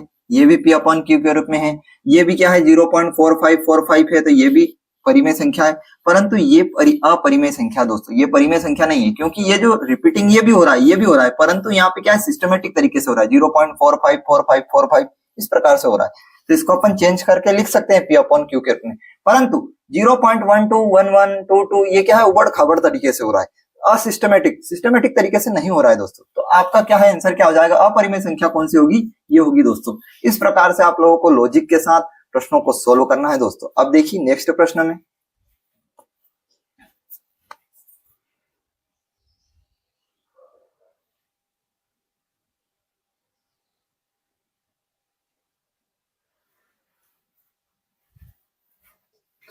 देखिए दोस्तों, इस प्रश्न में क्या पूछा है, आप लोगों से पूछा है कि निम्नलिखित में से कौन सा सबसे बड़ा है। तो यहाँ पे 7/9 11/14। तो इस प्रकार से ट्रिक से सोल्व कैसे करेंगे, इनको इस प्रकार से लिख लेंगे सबसे पहले, फिर उसके बाद अपन क्या करेंगे, इनका क्रॉस गुणा करके देखेंगे, और जिसका बड़ा होगा वही बड़ा होगा। 14 का गुणा इसमें 7 में करा, 14 7 98 और 11 9 99। तो अब ये छोटा हो गया, ये बड़ा हो गया। अब इन दोनों को करवा दीजिए। तो 11 चौक 44, 14 दूनी 28, 14 42। तो ये बड़ा हुआ, ये छोटा हुआ। फिर इन दोनों का गुणा करवा दीजिए। 11 13 एकम 13 का 3 हासिल 1, 13 और 1 14, 143 10 140। इसका गुणा करा तो इसमें से यही बड़ा आया, तो मतलब ऑल बड़ा कौन सा होगा, ये होगा। तो निम्नलिखित में से कौन सबसे बड़ा है, 11/14, 11/14। इस प्रकार से आप लोगों को ट्रिक के माध्यम से सोल्व करना है। कंपटीशन एग्जाम में समय का बहुत बड़ा रोल होता है दोस्तों, इसलिए विशेष ध्यान रखें। मैथमेटिक्स में जहां ट्रिक लग रही है वहां ट्रिक लगाए, जहां कॉन्सेप्ट से सोल्व हो रहा है तो वहां कॉन्सेप्ट से करे। परंतु आपको तरीके 2-3 तरह से आपको पता होना चाहिए दिमाग में। प्रश्न को पढ़ते ही आपके दिमाग में पूरा तरह से घंटी बज जाना चाहिए कि ये प्रश्न किस प्रकार से सोल्व होगा। अब देखिए नेक्स्ट प्रश्न में,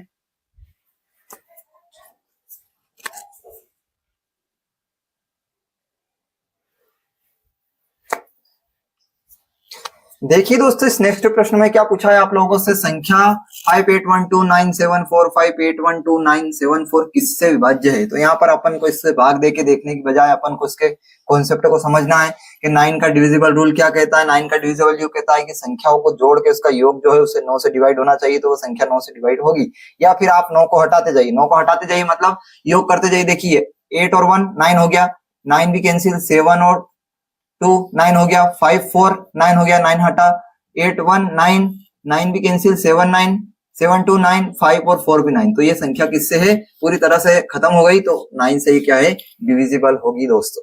इस प्रकार से आप लोगों को कॉन्सेप्ट को या प्रश्नों को सोल्व करना है। अब देखिए नेक्स्ट प्रश्न में,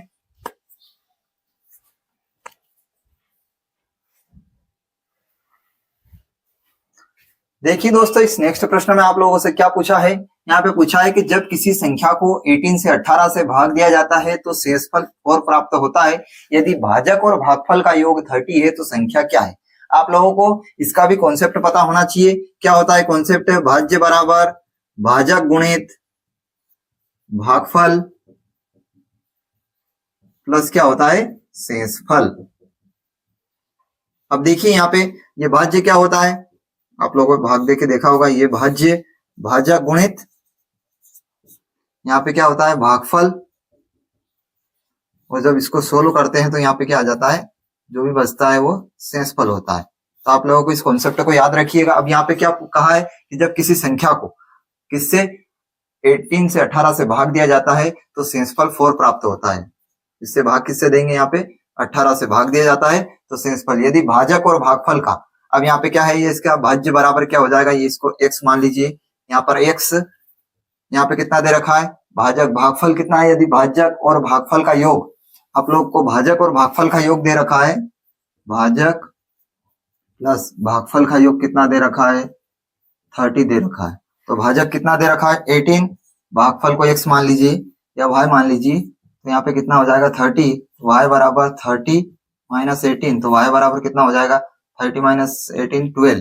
तो भाग ये भाई जो है अपन ने माना था, भागफल कितना आ जाएगा 12 आ जाएगा।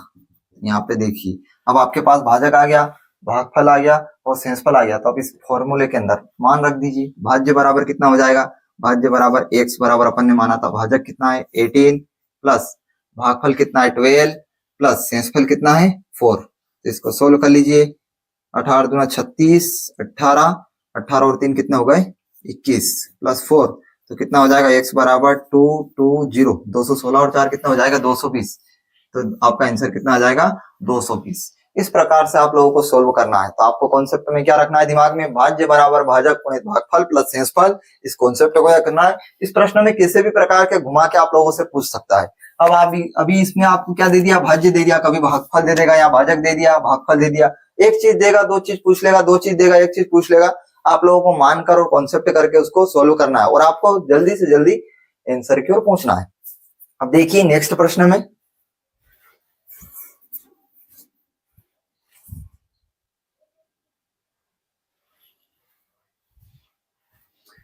देखिए दोस्तों इस नेक्स्ट प्रश्न में क्या पूछा है, ये पूछा है कि एक संख्या का तिगुना अपने 3/4 से 36 अधिक है तो संख्या ज्ञात कीजिए। तो माना संख्या क्या है x है, तो क्या हो जाएगा 3x तिगुना अपने 3/4 से क्या है 36 अधिक है, तो संख्या ज्ञात करना। अब इधर लेके आइए 3x minus 3x upon 4 36, 12x minus 3x upon कितना हो जाएगा 4 बराबर 36। अब यहाँ पर इसमें से घटा दीजिए तो कितना हो जाएगा 9x बराबर 36, इंटू में कितना हो जाएगा 4 का इंटू इधर कर देंगे, 9 चौक कितना हो जाएगा 36, x बराबर 4 इंटू 4, x बराबर 16। तो आपका आंसर क्या हो जाएगा 16 हो जाएगा। कभी कभी आप लोगों को दोस्तों मैथमेटिक्स में आप लोगों को मानना भी पड़ेगा, x y मानकर आप लोग आंसर से, अपन को अपना काम क्या है मेन आंसर तक पहुंचना, वो किस तरह से पहुंचना है, किस तरह से किस रास्ते अपन जल्दी पहुंच सकते हैं, उस रास्ते आप लोगों को जाना है। अब देखिए नेक्स्ट प्रश्न में,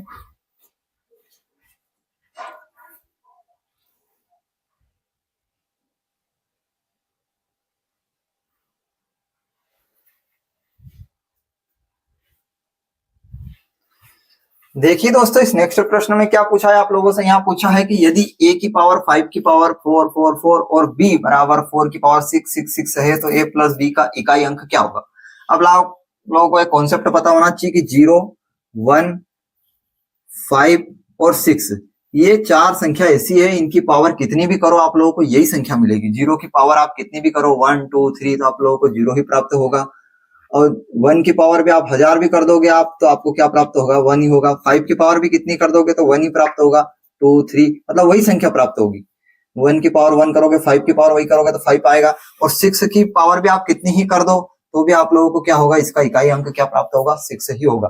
मतलब जो 0 1 5 6 है एक ऐसी संख्या है, इनकी पावर कितनी भी कर दो तो वही संख्या उसका इकाई अंक वही होता है। जैसे 0 का इकाई अंक मतलब 0 ही होगा। तो इस प्रकार से यहाँ पर क्या हो जाएगा, आपको a का इकाई अंक कितना हो जाएगा 5। अब b की पावर क्या, b बराबर क्या रखा है 4 की पावर 6 6 6।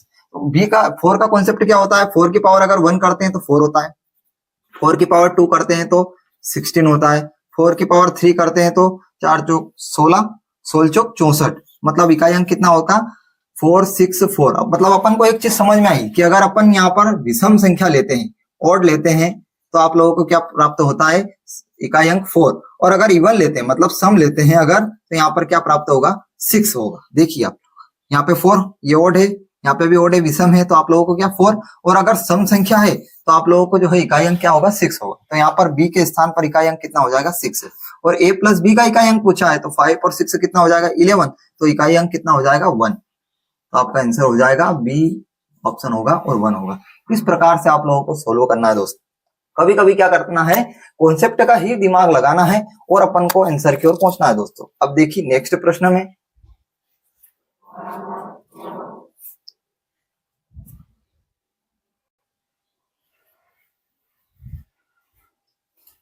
देखिए दोस्तों इस नेक्स्ट प्रश्न में क्या पूछा है, इसमें यह पूछा है कि 6 के 4 क्रमागत गुणजों का योगफल 324 324 है, तो सबसे छोटी संख्या क्या है। जब भी इस प्रकार से प्रश्न पूछे तो आप लोगों को क्या उसका औसत निकाल लेना है। अब 4 क्रमागत संख्या है तो 324 को 4 से डिवाइड कर दीजिए, 4 8 32, 4 एकम 4, मतलब जो संख्या है वो मिड पॉइंट इधर संख्या आएगी, 2 संख्या इधर आएगी और 2 संख्या इधर आएगी, मिड पॉइंट निकाल लिया अपन। परंतु 81 तो 6 से का गुणन नहीं है, तब आप लोग कौन सा देखिए, इधर 80 भी नहीं आएगा, 79 78 आ जाएगा, 6 कम 6 6 दूनी 12 6 3 18, और इधर और इससे 6 और जाएंगे तो 6 कम 6 6 दूना 12, तो सबसे छोटी संख्या क्या हो जाएगी 72 हो जाएगी। और इधर इधर आगे देख लीजिए कौन से 82 भी नहीं जाएगी, 83 84 जाएगी, 84 के बाद 85 86 87, यहाँ पर क्या है इसका अगला जो है गुणज होगा 90 होगा। इस प्रकार से सोल्व करना है दोस्तों। आगे की चर्चा हम नेक्स्ट वीडियो में करेंगे, तब तक के लिए धन्यवाद, थैंक यू, जय श्री कृष्णा दोस्तों।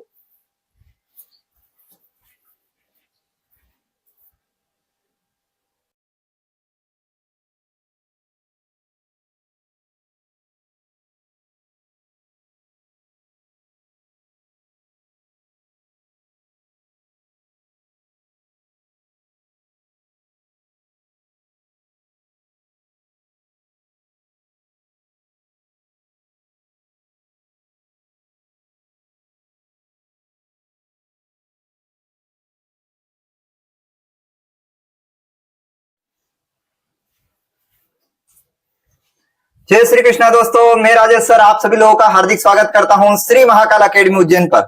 दोस्तों हम चर्चा कर रहे थे संख्या पद्धति की, नंबर सिस्टम की, जिसके अंदर हमने उसके कॉन्सेप्ट को और कुछ प्रश्नों को भी सॉल्व किया था। अब हम आगे के प्रश्नों को देखते हैं।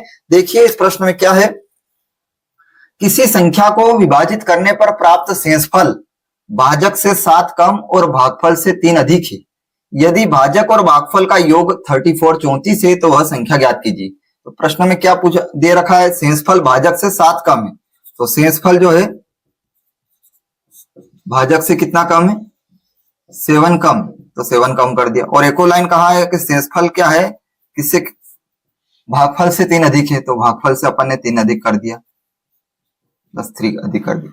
अब देखिए यदि भाजक और भागफल का योगफल 34 है, यदि भाजक और भागफल का योग कितना है, ये इधर आएगा तो क्या हो जाएगा भाजक और भागफल का योग, इसने प्रश्न में दे रखा है कि भाजक प्लस भागफल का योग कितना दे रखा है 34 दे रखा है, तो ये इधर जाएगा तो कितना हो जाएगा शेषफल प्लस 7, शेषफल प्लस 7 भाजक प्लस भागफल कितना हो जाएगा शेषफल माइनस 3, शेषफल माइनस 3 बराबर कितना हो जाएगा 34। तो शेषफल एक और एक 2 7 ये कितना हो जाएगा 4 बराबर 34, तो 2 शेषफल बराबर कितना हो जाएगा बराबर 34 में से, तो 30 शेषफल बराबर कितना आ जाएगा, ये कट जाएगा इससे तो कितना आ जाएगा 15, मतलब हमने क्या निकाल लिया शेषफल निकाल लिया। अब अपन यहाँ पर क्या है इसमें से भाजक निकाल लेंगे, तो यहाँ पे रखेंगे अपन, तो 7 इधर आ जाएगा, यहाँ पर यहीं पे रख के देख लीजिए भाजक बराबर कितना आ जाएगा, भाजक बराबर शेषफल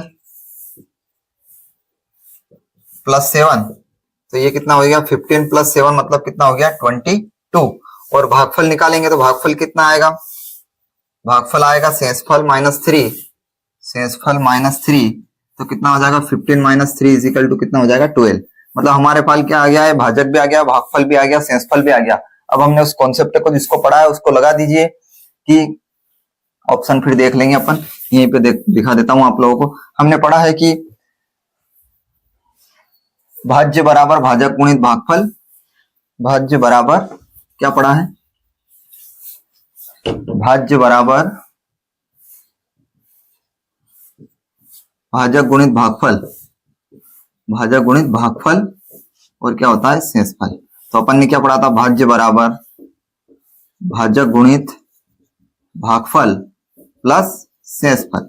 अब रख दीजिए मान इसमें, भाजक कितना है, भाजक दे रखा है 22, भागफल कितना दे रखा है, आया अपने पास 12 प्लस शेषफल कितना है 15। अब देखिए यहाँ पे 12 दूना 24 का 2, 2 12 दूना 24, 25 26 प्लस 15, इसको जोड़ दीजिए 4 5 9 6 और 7 और 2, तो आपका आंसर कितना आ जाएगा 279। इस प्रकार से सोल्व करना है दोस्तों। इसका कॉन्सेप्ट याद रखना है कि भाज्य बराबर भाजक गुणित भागफल प्लस शेषफल। अब देखिए नेक्स्ट प्रश्न में क्या पूछता है,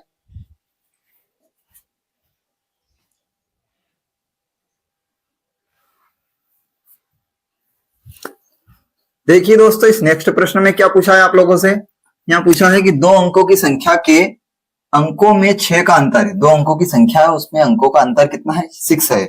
उसके अंकों को उलटने से बनी संख्या, अंकों के उलटने से बनी संख्या और संख्या का अंतर ज्ञात कीजिए। अब दो अंकों की संख्या में जिसमें 6 का अंतर हो कौन कौन सी हो सकती है, तो आप दो अंकों की संख्या देख लीजिए, 93, 9 और 3 का अंतर कितना होगा 6 होगा। और कितना हो सकता है 7 और 1 हो सकती है, 7 और 1 का अंतर कितना होता है 6 होता है। और कौन सी हो सकती है 8 और 2 हो सकती है, 8 और 2 हो सकती है। अब इधर देखिए संख्या जो है इनका अंतर क्या है 6 है, मतलब 93, 71 और 82। अब इनका उनके संख्याओं के अंकों को उलटने से मतलब इधर 39 आ जाएगा, ये 17 आ जाएगा और ये कितना हो जाएगा 28। अब इनका अंतर पूछा उसने कि बनी संख्या और उस संख्या का अंतर ज्ञात कीजिए। तो अब देखिए यहाँ पे 9 4 और 8 3 5 54, इनका अंतर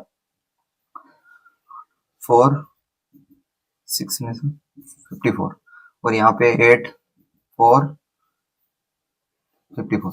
देखिए दोस्तों तीनों एक ऐसी संख्या है जिसके अंकों का अंतर कितना हो जाएगा 54 हो जाएगा। इस प्रकार से आप लोगों को सोल्व करना है। दो अंकों की संख्या ले लेना है, उनको पलट देना है, पलटने से प्राप्त उन दोनों संख्याओं का अंतर निकाल लेना है, अंतर से वही होगा आप लोगों का आंसर होगा।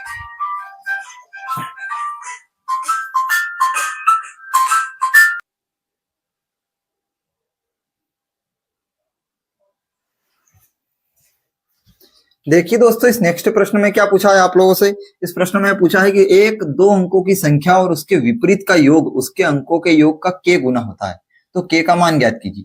अब दो अंकों की संख्या है, मान लीजिए a b है, तो इसका क्या लिखेंगे कैसे, इसको 10a प्लस b इकाई और दहाई। अब इसके अंकों का क्या है उसके विपरीत, तो संख्या क्या हो जाएगी b है, तो यहाँ पे क्या हो जाएगा 10b प्लस a इकाई दहाई, इनका योग 10a plus b plus 10b plus a, इनका योग कितना है, वो जो भी संख्या है उसका क्या हो जाएगा k गुना, विपरीत का योग उसके अंकों के योग का k गुना हो जाएगा। तो इधर देखिए 10 और ये कितना हो जाएगा 11a प्लस 11b, तो यहाँ पे क्या हो जाएगा 11 कॉमन निकाल लेंगे तो a प्लस b, अंकों का योग a भी अपन ने संख्या मानी थी, इसके अंकों का योग क्या हो जाएगा k गुना हो जाएगा। तो यहाँ पे k का बराबर कितना हो रहा है 11, मतलब k 11 गुना हो रहा है, तो संख्या k का मान कितना हो जाएगा 11। इस प्रकार से आप लोगों को अब ये पूरा अवधारणा और कॉन्सेप्ट से अपन ने सोल्व किया, तो इस प्रकार से इसको सोल्व करना है, ठीक है। अब देखिए नेक्स्ट प्रश्न में,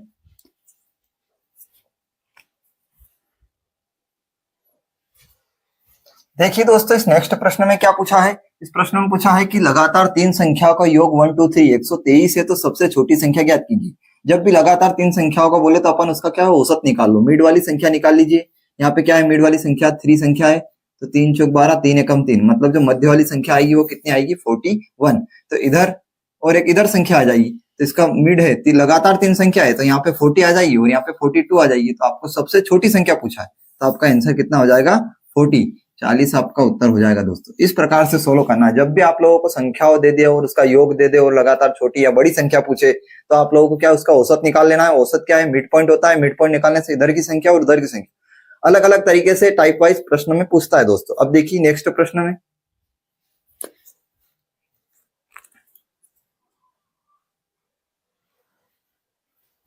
देखिए दोस्तों इस नेक्स्ट प्रश्न में आप लोगों से क्या पूछा है कि चार क्रमागत संख्याओं का योग 106 है, तो सबसे बड़ी संख्या, तो आपको क्या करना है उसका औसत निकाल लेना है।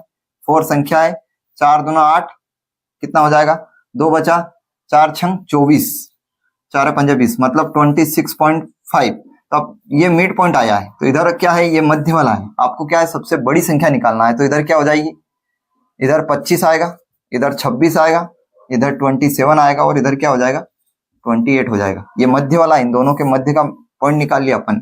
अब इनका योग क्या है, देखो इधर 6 5 11 और ये इधर 8 7 7 14 15, तो मतलब कितना हो रहा है कि यह इनका योग 106 हो रहा है। तो अब सबसे बड़ी संख्या क्या हो जाएगी, 28 हो जाएगी दोस्तों। इस प्रकार से आपका आंसर कितना हो जाएगा, 28 हो जाएगा। इस प्रकार से सोल्व करना है दोस्तों। अब देखिए नेक्स्ट प्रश्न में,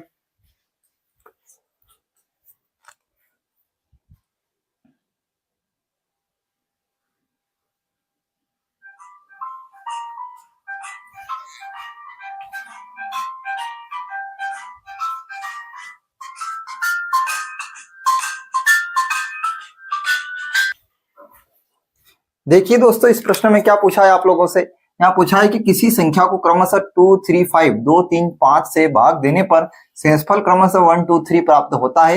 यदि उसी संख्या को 13 से भाग दिया जाए 13 से शेषफल क्या प्राप्त होगा। इस प्रकार के प्रश्न में आप लोगों को एक बॉक्स बनाना आना होना चाहिए। मान लीजिए वो संख्या 1 से है, तो उसको क्या है, इसमें क्या है, क्रमशः बोला है और बार बार उसको डिवाइड करना है। 2 से अगर डिवाइड करते हैं अपन संख्या है तो क्या प्राप्त होता है, रिमाइंडर 1 प्राप्त होता है। अब उस संख्या को अपन 3 से डिवाइड करते हैं तो रिमाइंडर क्या प्राप्त होता है, 2 प्राप्त होता है। उस संख्या को अगर 5 से डिवाइड करते हैं क्रमशः भाग देने पर तो रिमाइंडर कितना प्राप्त होता है, 3 प्राप्त होता है। अब देखिए आपने वही अपन ने जो कॉन्सेप्ट पढ़ा है, भाज्य बराबर भाजक गुणित भागफल, तो अपन यहाँ इसमें से इसको क्या है अपन 1 मान लेते हैं। सी बराबर 1 माना तो 5 एकम 5, 3 कितने हो गए 8, तो बी का मान 8 हो गया। अब 8 दूनी 16, 8 दिया 24 और 25 26, ए का मान 26 हो गया। 26 दूनी 52 और 1 53, तो वो संख्या कितनी आ गई 53। ऐसे आप लोगों को इस बॉक्स के द्वारा आपको संख्या निकाल लेना है। अब संख्या निकालने के बाद उसने बोला है कि संख्या को 13 से विभाजित करने पर, तो 13 से जब डिवाइड करेंगे 53 को तो क्या शेषफल बनेगा, 13 चौक 52, तो बचेगा कितना 1 बचेगा। शेषफल कितना आएगा आपका 1, कितना होगा शेषफल, तो आपको से यही पूछा है कि शेषफल कितना है, तो शेषफल कितना होगा दोस्तों 1 होगा। इस प्रकार से सोल्व करना दोस्तों। आगे की चर्चा हम नेक्स्ट वीडियो में करते हैं, तब तक के लिए धन्यवाद, थैंक यू, जय श्री कृष्णा दोस्तों।